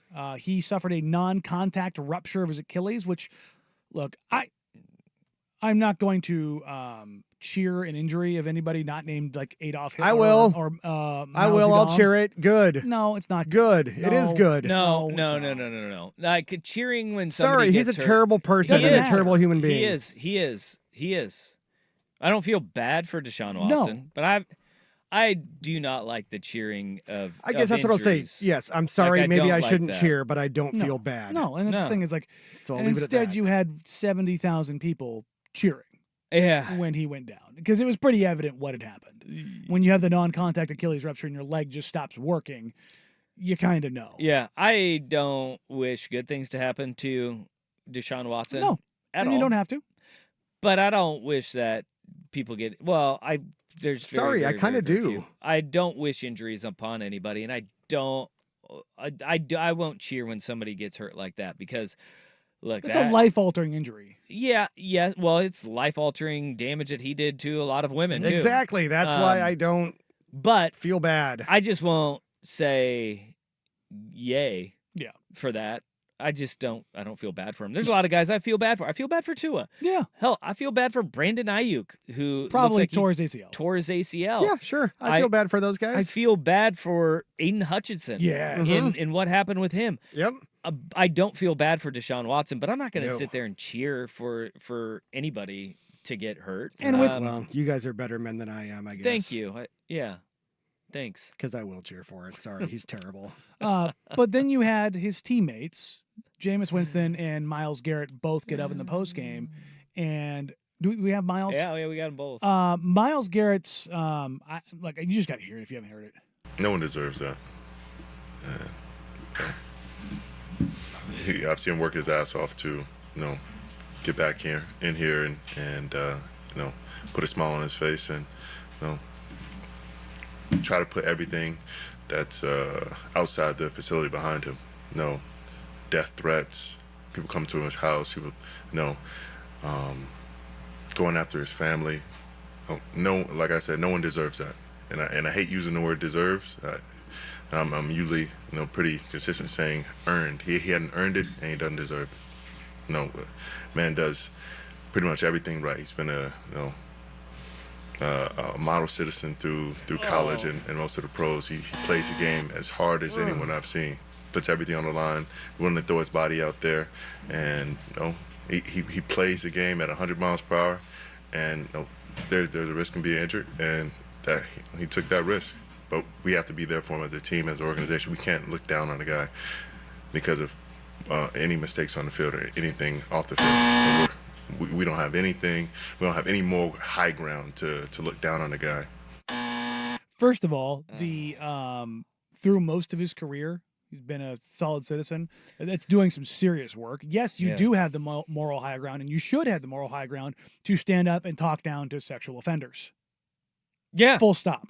Yeah. And you and I were talking about this before the show, and there's a difference between reality and locker rooms, and you can say the same thing for reality and barracks when you're in the military. It's very, very, very similar because, to be blunt, people that play professional sports, not all of them, there are some, and the same is true in the military, are some of the most disgusting, awful, vile, rotten humans you will ever be around for different reasons. In the NFL, it's money. And then there's Deshaun Watson. Yeah. in the military, it's a lot of times it comes Brett from Favre. socioeconomic backgrounds and the world that you kind of live in. It can those two environments don't accept, but they ignore a lot of the stuff that makes people terrible because of what happens in those locker rooms and the figuratively going to war in football and the literal going to war in the military. And it takes people like Myles Garrett. We'll hear from Jameis Winston here in just a second. And it warps your brain. I mean, I'm not excusing it, but it's a thing that does happen. There is so much cringe in what Myles Garrett is saying there, all the way through from start to finish. And truly, what it is it is the cult of a locker room. Yes. And it is everything that we do is to pull in the same direction, and we will put a lot of things aside because you are told in a locker room, I have to put aside any differences that I have with a person because we have a goal of the people within this locker room and on this team. And that cult of a locker room can go too far. This is like what they mean by it goes too far. This is because leaps and bounds beyond it. It is the excusing the inexcusable is what is happening. And look, this started with the Cleveland Browns' willingness to bring Deshaun Watson into the locker room. When they brought Deshaun Watson from Houston to Cleveland, knowing everything that is going on, okay, they said, we are going to accept this, and now you guys have to internalize this because of that locker room cult that every team has, that this is how we are going to be successful. We remember this with the locker room with the Ravens, with Ray Rice. And recently, and obviously less grotesque situation, with Harrison Butker and the Chiefs. It doesn't matter. Right, left, white, black. Doesn't matter what it is. Well, you see it in the other part of that is what we talked about at the beginning of this hour with Tua and the Miami Dolphins, right? The cult of the locker room, and that I will do absolutely everything I can for these guys and the common goal that we are all pulling for. Tua is putting his health and his safety in the rearview mirror. The only time this ever jumped the shark is that comment from Myles Garrett. Well, no, Aaron Hernandez. Yeah. When all the other teammates put their hands up, like, yep, nope, we're good. Yeah. We want nothing to absolutely distancing themselves from and him. Muhsin Muhammad. Yeah, like those are the two. Those Ray Caruth. Ray Caruth, yeah. Like when there's murder, death, kill 187, like that's where that's the one place where you consistently see the line drawn. But other than that, like he was a model citizen most of his pro career. What? Like most of us again doing heavy lifting. Golly. We were up to what 27 counts of sexual assault, and now a recent one that's gonna probably go to trial. What is Myles Garrett's thought on the late O.J. Simpson? Like most of his life, he was okay. Yeah. Hey, you know what? Except for the killing. He sold the hell out of some rental cars. Golly. He was really good at that running through the airport. Oh, let's not forget the armed robbery, which is the thing he actually went to jail for. Yeah, right? Yeah, Al Capone and tax evasion. That rationalization is beyond me. But we know where it comes from. I understand where they get to that point, right? I would love to hear what, Amari Cooper, who just got traded out of there, what he says. Like, what does he say? Now that he's not in that locker room? Yeah, he's not there anymore. That truth serum's probably pretty good. We could probably hear from Jameis Winston if we wanted to. Do you want to hear from Jameis? Do we need to save that for after the break? Yeah, let's go to break. You want to hit on this some more? I do. All right, let's hit on this some more when we come back.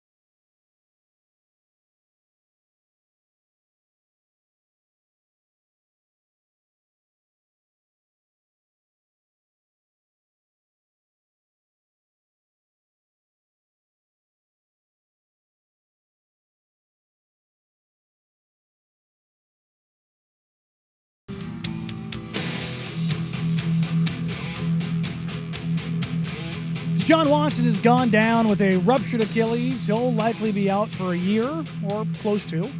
And with that injury, you had a raucous fandom in Cleveland that decided to come out and cheer Deshaun Watson's injury, which has stoked plenty of conversation, but his teammates, notably Myles Garrett in the postgame and then Jameis Winston again in the postgame, addressing what they felt was not deserved slight at their quarterback, Deshaun Watson. The way I was raised, I was taught to love no matter the circumstances. Oh, boy. Especially for people who do right by you. Did somebody I'm grateful die? that I had a chance to serve Deshaun, but I am very upset with the reaction to a man that has had the world against him for the past 4 years. Yeah. And he put his body and life on the line for this city. Really? Every single day, regardless of your perception, regardless of what you thought should happen with him. He committed every single day that I've been here to be the best that he can be for this team. And I know I come from the deep south, Birmingham, Alabama, Belsham, Alabama. So I know the standard that hungry fans want. But the way I was raised, I will never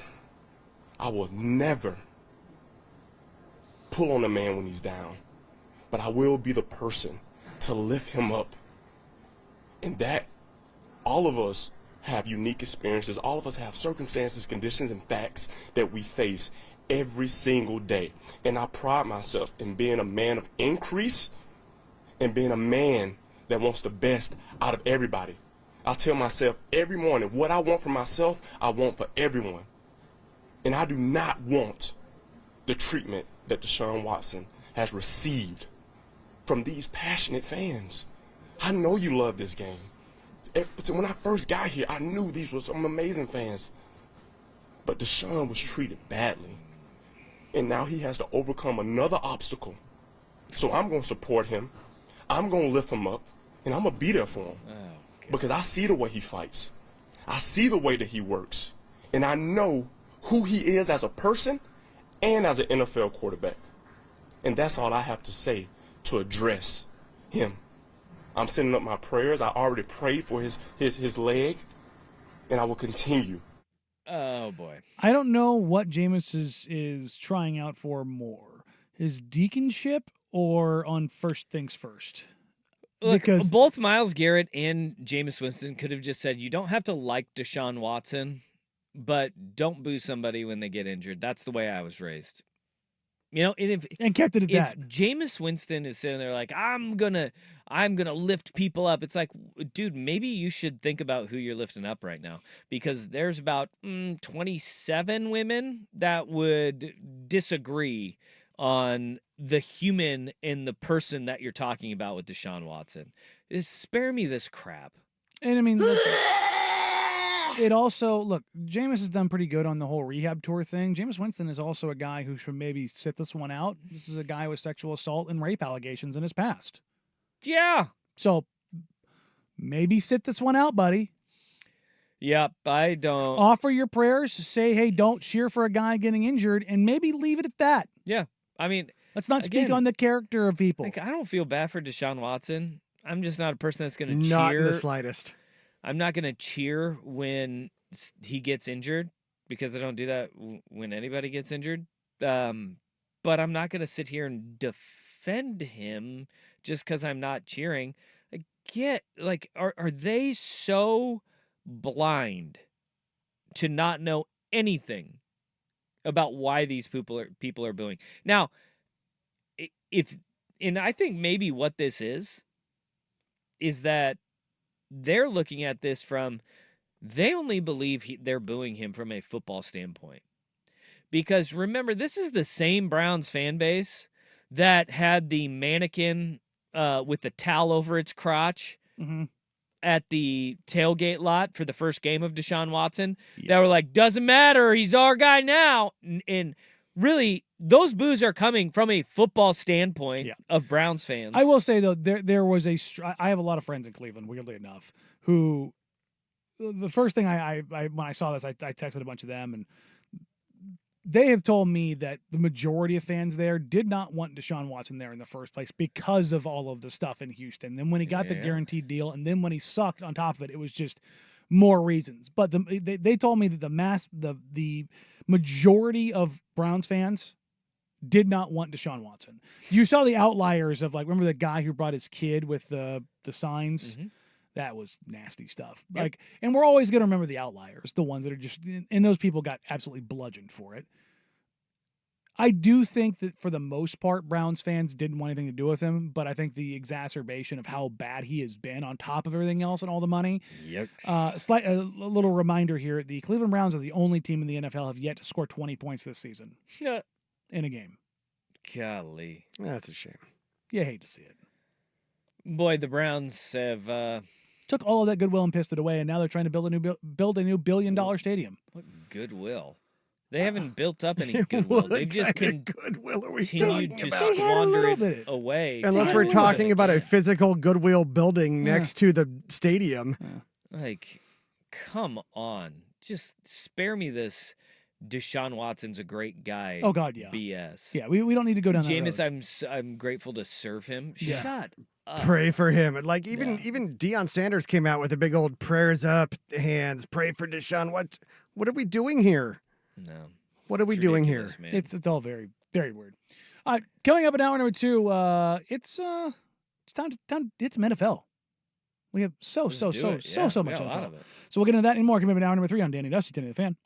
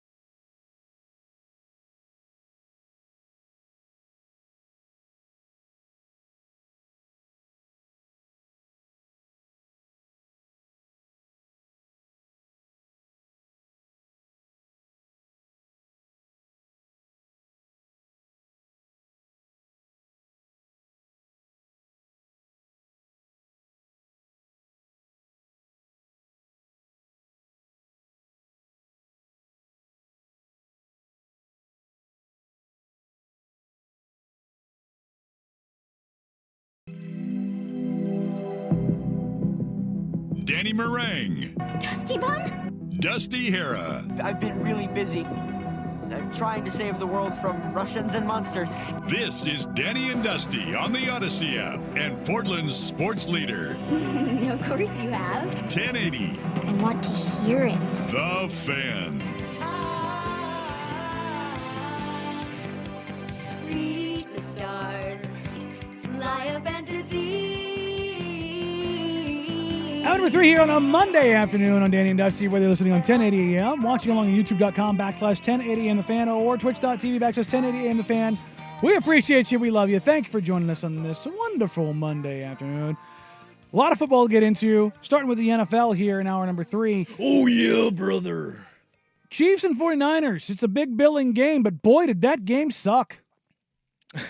Yeah, it wasn't good. It was bad on every level. Yeah, Super Bowl rematch. Oh, boy. Quarterbacks, high-level play. Whoa. You had Tom Brady in the booth trying not to say Brock Purdy sucks. Ooh. 8 different ways. How about this one? We were wondering how you would get Tom Brady to broadcast a game without being able to go into the facility, talk to coaches, talk to players, do anything. Just call the quarterback average. How many How does he do this? How many times did he mention next-gen stats? According to next-gen stats, if you look at next-gen stats, That's how he has to prep. Mm-hmm. And I'm sure he's got to be the analytics guy. Absolutely kills Tom Brady in his soul to be that guy. Have to be the analytics guy. Oh, yeah. It's not feel. It's not the eye test. Yep. It's going off nerd numbers, but the nerd numbers are probably crushing both quarterbacks, both Mahomes and Purdy. Now, Mahomes did have the 2 plays of the game, one of which we have to break down, which was the long scramble play, of which he appeared to be going out of bounds. Did a little dance on the sideline, and was it Warner that squared him up? I think it was. I thought it was it may have been 54. I thought it was 57, something like could that. be wrong. I don't know. It was a linebacker. It was a linebacker who was bearing down on him. He was going to knock the crap out of him. Yeah. But he saw Mahomes on the sideline. It's like, you've got that chip installed in your brain, that Elon chip that tells you don't hit him there. Yep. If I hit the quarterback, I know exactly what's I'm going to going to happen. jail. It's going to be a 15-yard penalty, and I'm screwed. And Mahomes used it to his advantage and continued to scoot Boogie down the sideline. It was the fastest slow run I've ever seen in my entire life. Now, this is the thing. Every single defender will point to this, and they will go to the league and say, this is why we have to be able to hit him. This is Kenny Pickett fake slide all over again. This is like, look, then this is the same way who was it? There's somebody else this weekend that fought for no, it was Mahomes last week. It was Mahomes last week fighting for the sticks and getting mad that he got hit going out of bounds. Exactly. And it's like, no. You don't get to have it both ways, dude. You either give yourself up or you fight for the sticks. And if you fight for the sticks, you're gonna get hit. Yes. You don't get to be that protected. Sorry. And if you're going to run, hits are going to happen. Honestly, I'm to the point where if the quarterback leaves the pocket, there are no other rules. Yeah. They are treated, the whole sliding thing, I'm now to the point where if you don't give yourself up with like legitimate space for a defender to stop down, that it shouldn't matter. Because the whole point is you're giving yourself up, not you're giving yourself up at the last possible second to advantage you and disadvantage the defender. You should have to give yourself up with space. Yeah, and otherwise get smoked. Patrick Mahomes didn't play a great game. Oh, God, he was awful. No touchdowns, 2 picks. Now one of them was tipped. I think the other one, the receiver Xavier Worthy slipped. fell down, but also like a strong wind is going to, he's got to get in the weight room. My God. He damn near complete. I think it was like 60% of his passes. He's 16 of 27. So he wasn't efficient. But here's what makes the Chiefs so damn dangerous. They ran the ball down San Francisco's throat. Mm-hmm. And San Francisco could not run the ball until Jordan Mason broke a 25-yarder. Was it late in the third or early in the fourth? But they just kept doing it. 23 design runs between the tackles. It's a lot. That game was ugly from the get-go. I mean, it was ugly from the jump because we already know injuries have been affecting the San Francisco 49ers. Juwan Jennings was out with the hip injury. Christian McCaffrey continues to be out. But then on top of that, they lose Deebo Samuel to illness. And then, look, Brandon Ayuk, it was feared to. It seems like it's been confirmed. Tore his ACL. He's done for the year. this is like the cursed year of the San Francisco 49ers, where the run it back, and this is how hard it is to make it to a Super Bowl, to win a Super Bowl. Football is a war of attrition. Right now, the 49ers are losing that war by the fistful. Yes. And here come the Kansas City Chiefs, who just keep on keeping on, just chugging right down the road. Without Mahomes being invincible, without Mahomes playing his best football, they're winning games and winning them convincingly like they did yesterday.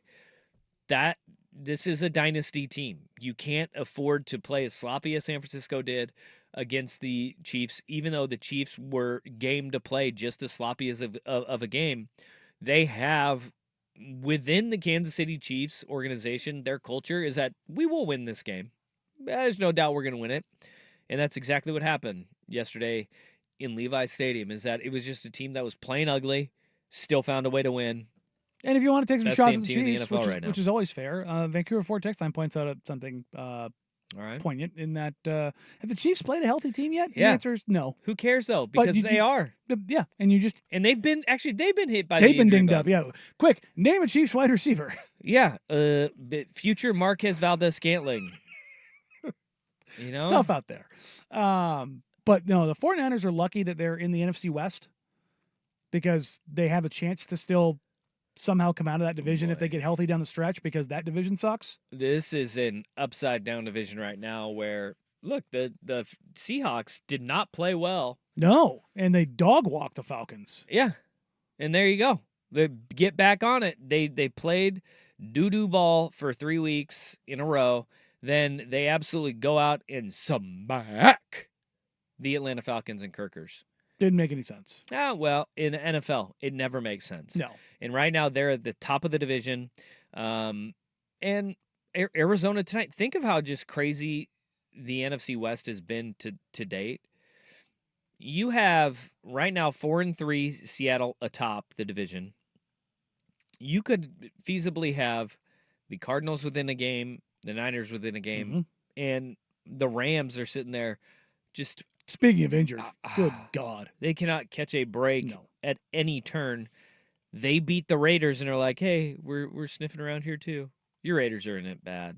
Yeah, but they're not tanking, though. That's what Antonio Pierce said. Yeah. Well, you can't tank he's right. You can't tank in the NFL. It's just we're just not good. Yeah. Oh, it's just like the Blazers aren't tanking, right? No, they are. They've said I know they can do that. I mean, you just don't have the players out on the floor or the field. Football is just too physical of a game to say, hey, we're in this tight game. Let's lose this. Right, but you can't. Tank. You can put, but you're still trotting out AOC and Gardner Minshew. Yeah. So I will shut your mouth when you talk about Gardner Minshew. I will say, great vibes. The one redemptive quality about the Raiders right now is Brock Bowers.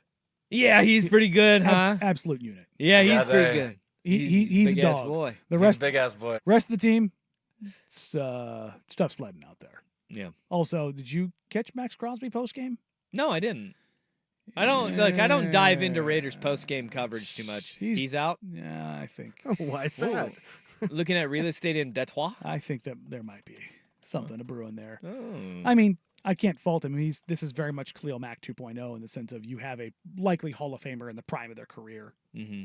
Now, going to Chicago, maybe not the wisest choice of his, but but I mean, the Raiders weren't going to pay him. If you send Max Crosby to Chicago now, yeah, ooh, I'd love to just see an NFC North bidding war for Max Crosby. Yeah, send him home to Detroit. I mean, I'm okay with either, and on a hometown discount. Yeah. Well, not yeah. Not There's where you're like, no. If you're talking about paying him less, sure, but not what he gets.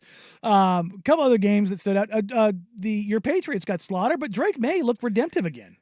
Look, Drake May looked good.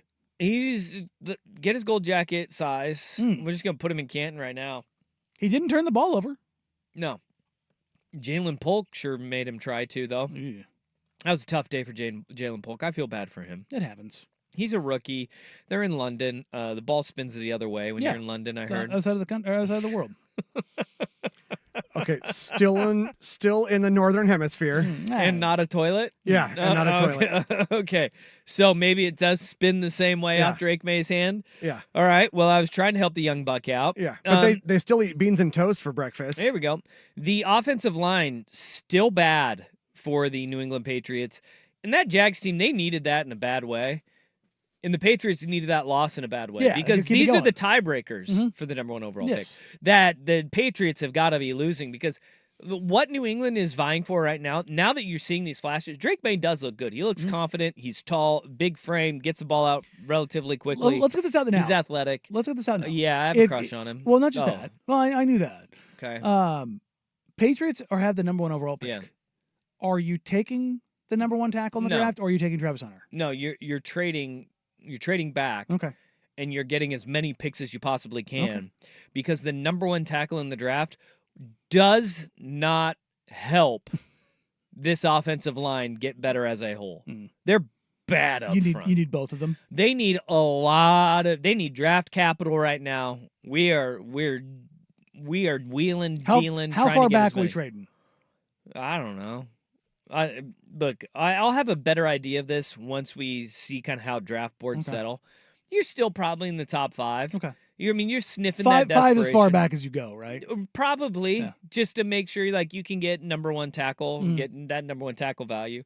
You don't need a quarterback. The Joe Alts of the world. You don't need Travis Hunter. Like, no. Okay. I mean, Travis Hunter's really good, and he's going to be a great player. He's probably going to go 1 or 2 in the draft. Yeah. I mean, and he should. Yeah. But they don't need Travis Hunter right now. Do we really think he's going to go that high in the draft? Yeah, probably. Really? Yeah, he's the number 1 But DB in the draft. I'm looking at that and going, you already have a CB1. Christian Gonzalez is really good. It's unfortunate that he's in New England because you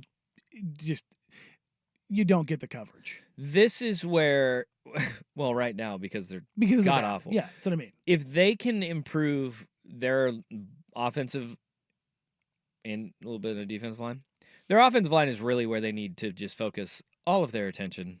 Draft all the offensive linemen, get them as many picks as you can. So that's where the New England Patriots are at. All right, next, do you want to talk about the best game of the weekend? Yeah. Detroit Lions and the Minnesota Vikings. Oh my gosh. Had a hell of a game. Yeah. And I love it's that. not for all of the marbles, but it definitely sets up some of the races that we're going to have divisionally throughout the NFL. We'll get to that and more. Come up here on Danny and Dusty, 10 the Fan.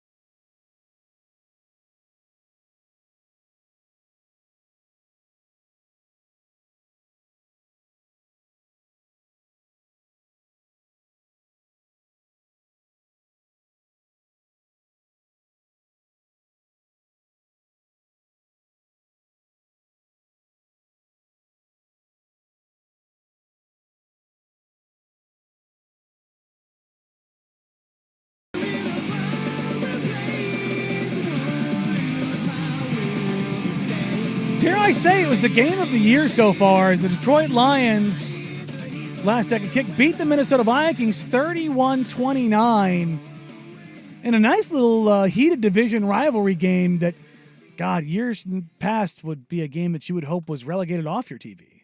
Just not two franchises that have been in great places in the past 15, 20 years. Vikings have been there here and there. Vikings they pop up the up and down. Vikings are wildly consistent. Yes. Just not always consistently good. Nobody is thinking them, though, on a year in, year out basis as, contenders. Super Bowl contenders, but they've just been good.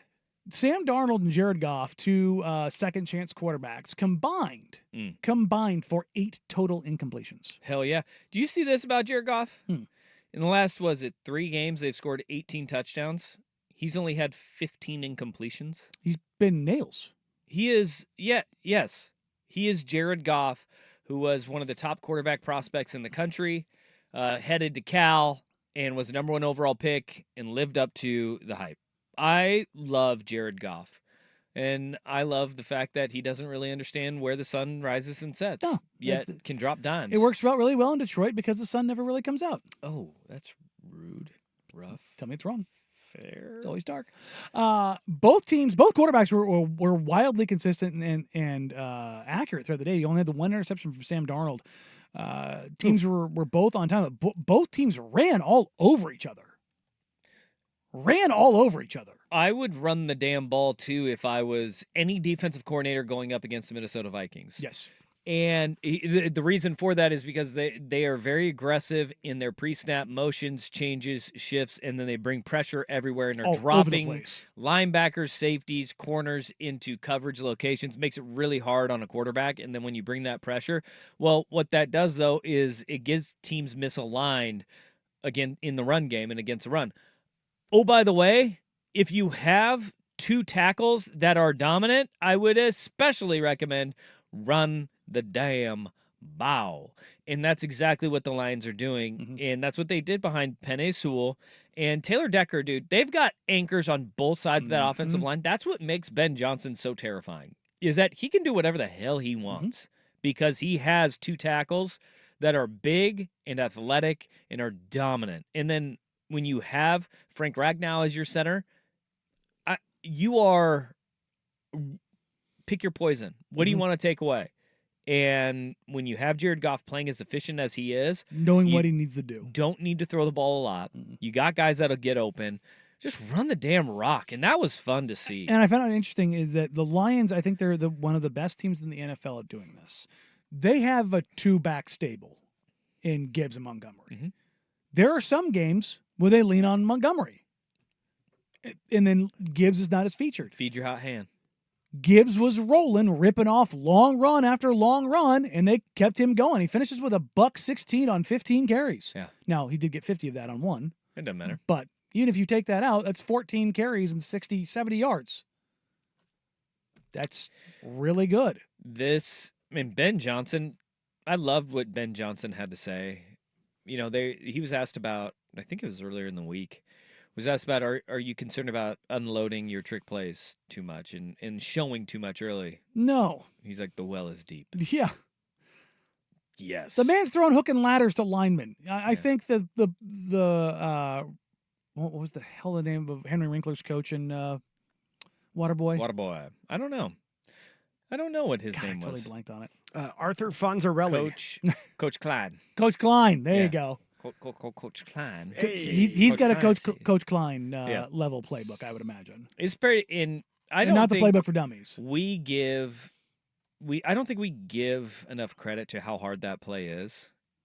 Because you have to have a receiver that the fear of God has to be in the corner and that he's going to get beat deep.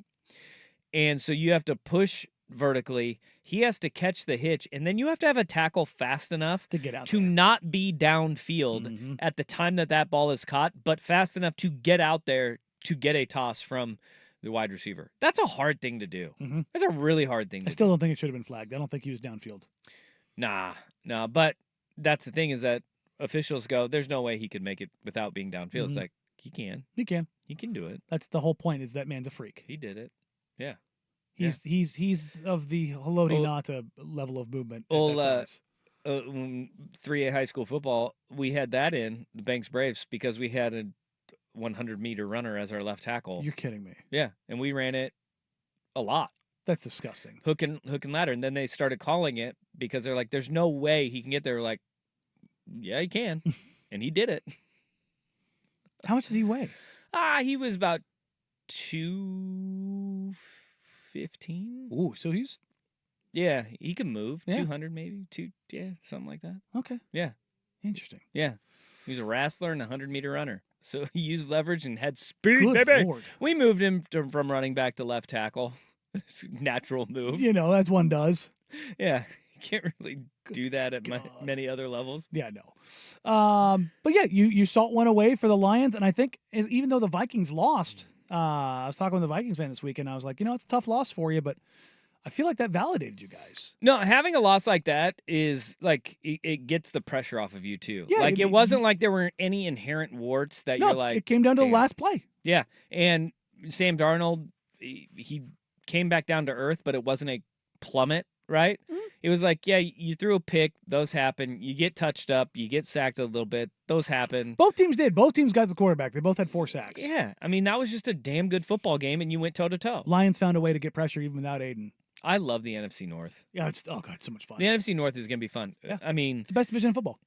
Crazy. Okay, you can do the who wins it, who finishes last in that division, and you could have a legit conversation about any direction. The Bears could finish last in this division with 9 wins.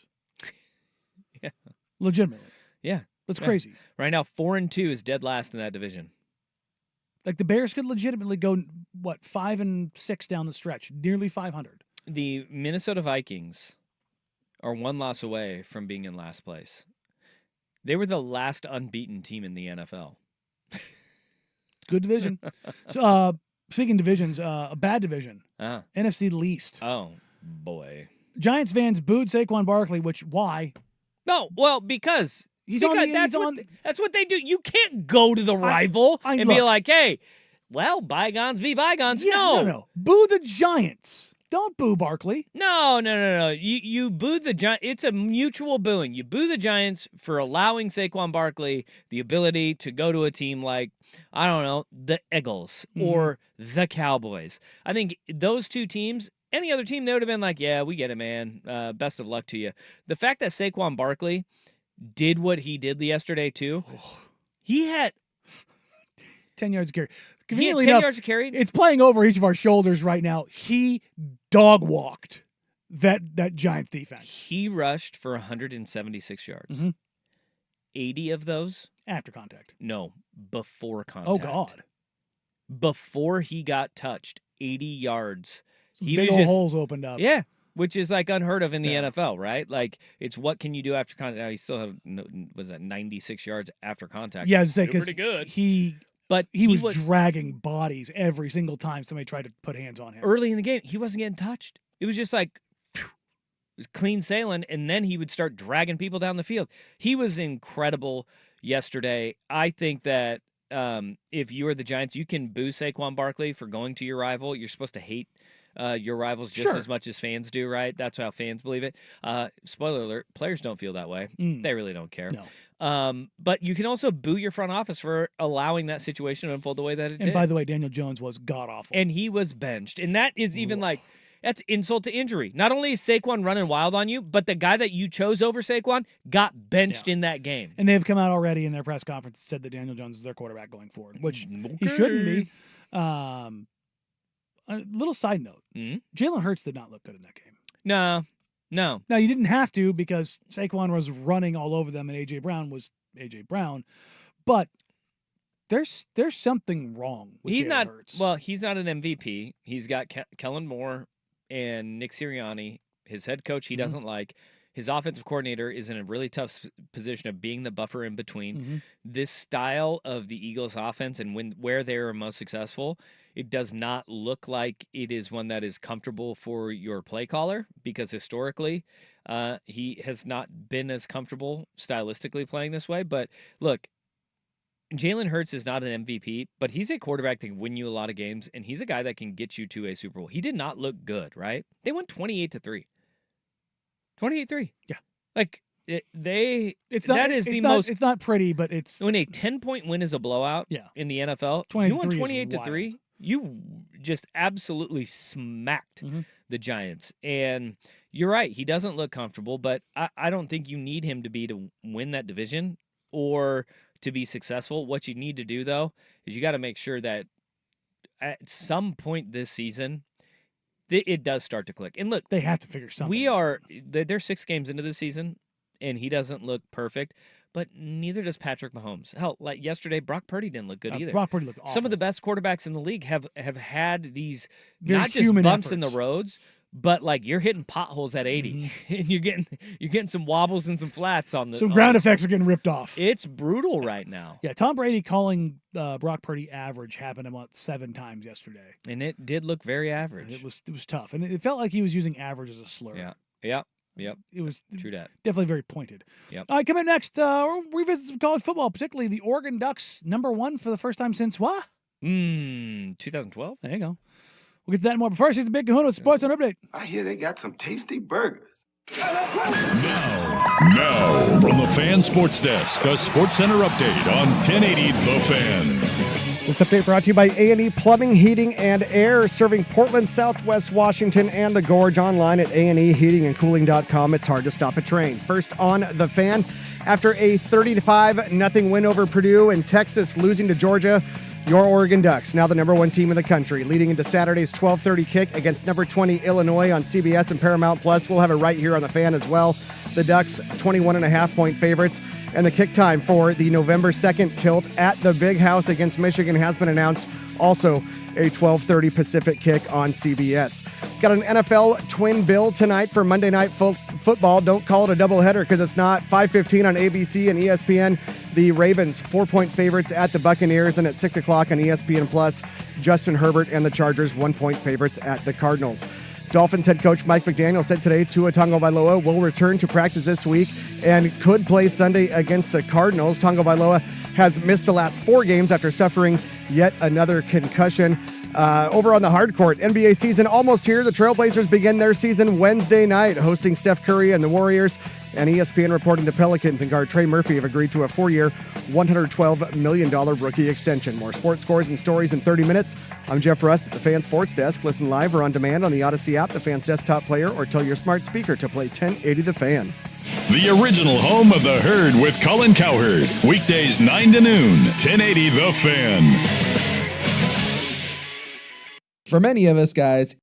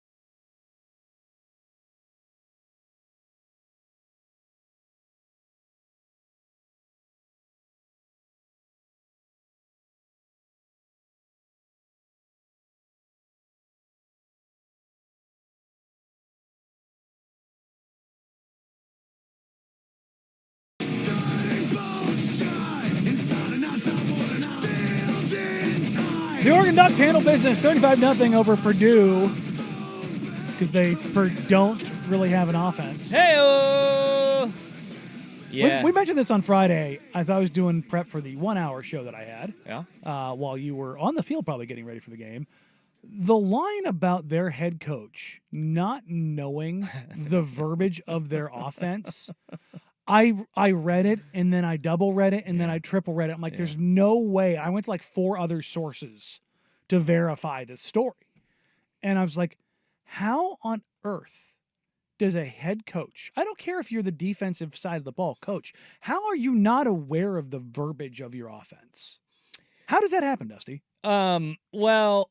Okay, he was saying the verbiage and the rules for the offense. And the rules I can see when you're a defensive head coach, and that's where his background is. Yes. Ryan Walters, defensive coach. Now, you bring in an offensive coordinator to have their imprint, and the rules are always different. Sure. And those are hard when you are a play caller. Your rules are situationally, what are these rules? Box counts, how many guys are in the box and 5 yards within the line of scrimmage and inside your tackles. Like, you need to know steadfast exactly what our guys are doing, because situationally, if you're in a 3rd and 4 and you're like, hey, we want to hit outside zone, well, you better tag it the right way, right? And so that is probably what he was talking about there.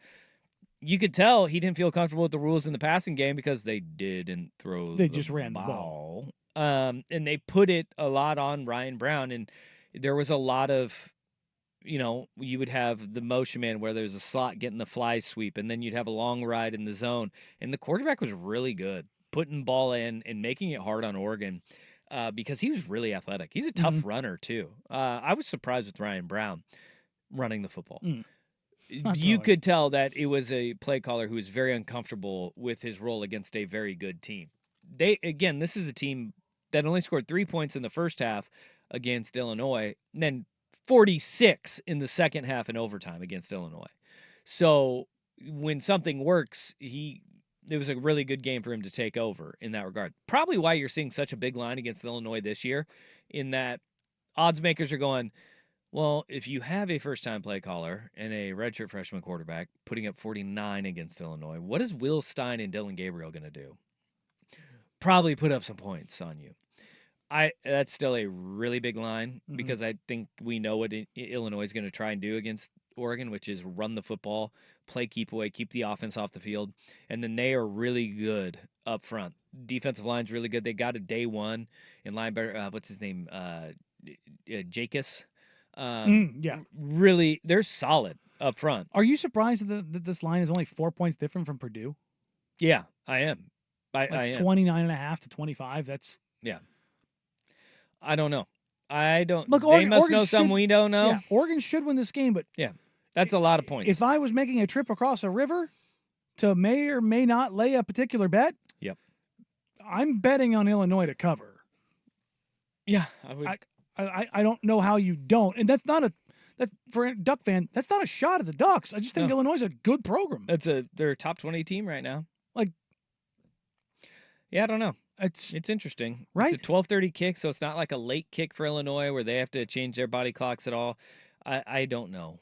I have no idea what in the world that line is all about. It feels like college lines have just been all over But I think the place. Oregon is playing really well, and I think that's a big credit to what Oregon's defense was able to do over the last 2 weeks, whether that was when it's nut up time against Ohio State, they make some big stops in crucial situations without Jordan Birch. They go on the road without Jordan Birch again, and you are seeing inspired performances by some younger players who are coming up huge for Oregon right now. And whether it was Arbalaggio's very best player of the game, Tatum Tuioti, Mateo Uiagalelei, Amarion Winston, these guys are playing good football right now. And I think that's where you may see the line, maybe a little bit of a sucker line there where people are just going to pile on Oregon because they've just beat somebody 35-0 on the road. Yeah.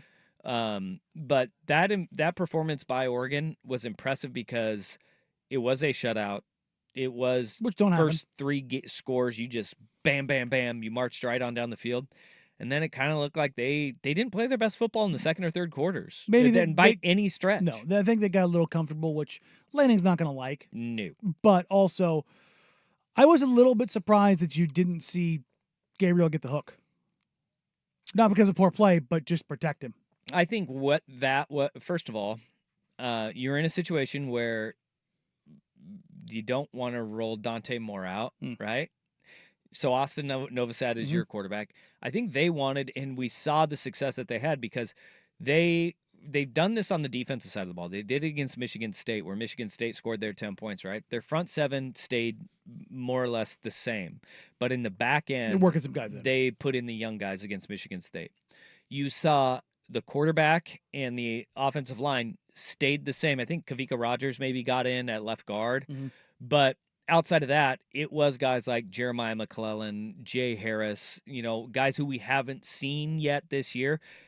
Make them more comfortable with a really good offensive line and a quarterback that can get you in the right spots without a doubt, because Purdue didn't pull their starters. They had their starters in. So you use those guys in. And look, at the end of that game, it was until they put Novosad in, that the drive where Jay Harris scored and Jeremiah McClellan had a third down catch. You want to see those guys have success with the front end talent. So I get it from that perspective.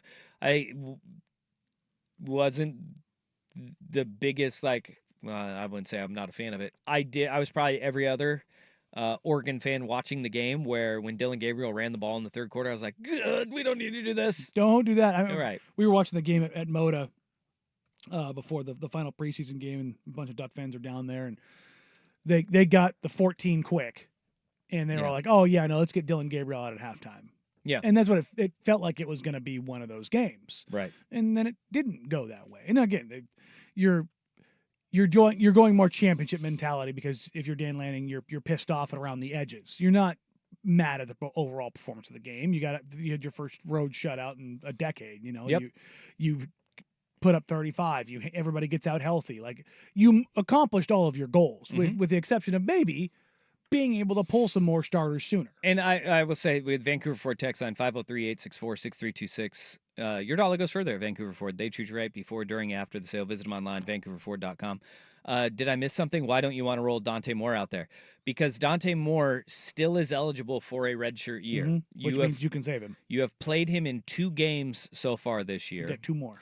And so he's got 2 more in the regular season. Now, the NCAA lifted the rule where postseason no longer is a counter. So he can only play in 4 regular season games and still have his red shirt. You don't want to use him in this game, because he is your backup right now to Dylan Gabriel.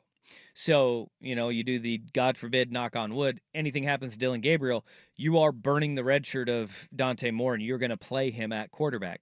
So you don't want to roll him out there in garbage time of the Purdue game if you can save as many games as you possibly can. You might need him with Dante Moore for whatever reason. Well, yeah, and then at the end of the year, if you want to roll him out and, play him against whatever, whether it's Washington at the last game of the year, or you could go the final 2 games, you want to put him in against Wisconsin and then play him at Washington, yes, go ahead and do that. But you want to minimize any of the games that you possibly can. Hold on to his red shirt. That's why you see Austin Novosad in the game late. You want to make sure that you hold him to under 4, but he's played in 2. One of them was a Michigan State game, because remember, the Michigan State game, he came in after Dylan Gabriel took that shot and he got the wind knocked out of him. He came in for that one play, and that showed you, okay, if anything happens to Gabriel, we know who it is. It's going to be number 5 coming in. So that's why you want to save Dante Moore. So there you go. All right. I come up and put a nice little bow on today's show with some more NFL news and notes, including the two-sided coin that is Russell Wilson's NFL ability. Coming up next year on Danny and Dusty, 10 The Fan.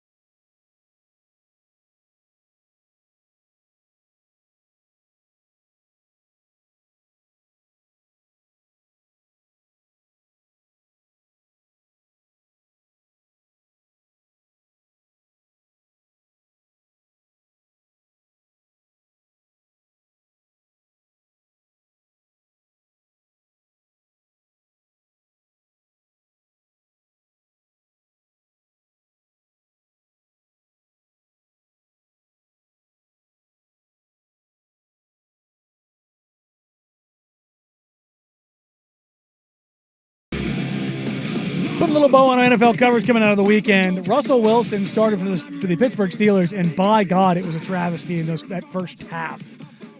He skipped 3 passes. Yeah, it looked like they were ready to boo him off the field. It was Pittsburgh. horrendous. Yeah. And then he threw a moonshot to George Pickens, a 50-50 ball, and then it all was right with the world. That is where he is at his best. Run game, play action, let him uncork one. He does have a good arm. He has that innate ability for ball placement on those play balls. fakes or the deep ball downfield. Like, that's where he's the most comfortable, and Arthur Smith made sure they got him comfortable in that game, and he looked okay after that first quarter. Also, we got to remember, I'm no Russell Wilson apologist, and I'm not a Russell Wilson fan. Mm-hmm. He has not played football in a long time. Indeed. It's been like a year. Yeah. So him having a rough first quarter, that was to be expected. And I know that it got a lot of people very happy, and they got their jokes off. And more power to you, dude. Get those jokes off while you can. He played okay. I don't know how sustainable it will be. Mm-hmm. We'll find out and see where this Steelers team is. If I'm a Steelers fan, I'm not thrilled because this is the epitome of the Pittsburgh Steelers. Right now, they're atop the division. Mm-hmm. They're 5-2. Does anybody believe that they're a competitor? That truly? they are going to be an AFC title contender? No. But the reality of it is right now, they're not just atop the AFC North. They have the second best point differential in the entire AFC. Only behind the Buffalo Bills. They're good. It will be interesting to see what happens with Baltimore and what happens with the Cincinnati Bengals. Because remember, the Bengals were left for dead, right? At the beginning of the year, they were 1-4. They'd lost to New England out of the gate. Here they are, winners of 3 of their last 4 games. They've got the Eagles, Raiders, Ravens, Chargers, Steelers in the next ones. You get 2 games, and then it really very winnable. Ramps up. Mm-hmm. But if they're sitting there at 5-4, heading into that stretch against Baltimore, L.A., the Steelers, are we ruling them out? Because the back half of their season is Cowboys, Titans, Browns, Broncos. Win. The AFC North is going to be so damn fun. Mm-hmm. And then the last game of the regular season for both teams, showdown. Steelers hosting the Bengals. Mm-hmm. That could have a final playoff spot on the line. I can see it. I'm here for it. I'm glad Russ picked it up off the mat after that first quarter, just because it makes football more interesting. Sure. Because this could crash into the side of the mountain. We may see Instead of being one-dimensional, they're 1.5 dimensions. That's right. There you go. That's right. Be remiss if we didn't also mention the Ravens and Bucks, and the Chargers and Cardinals are your Monday night. Don't call it a doubleheader. Double duel. There we go. Dip. Double dip, twin bill, whatever, not a doubleheader. When I dip, you dip, we dip. I'm going to die on this hill. You can only watch is this right? You can only watch the Chargers Cardinals on ESPN Plus? I believe that is correct. They're really trying. They're going to get CW ratings right there. An official RIP sent out to all of Oregon.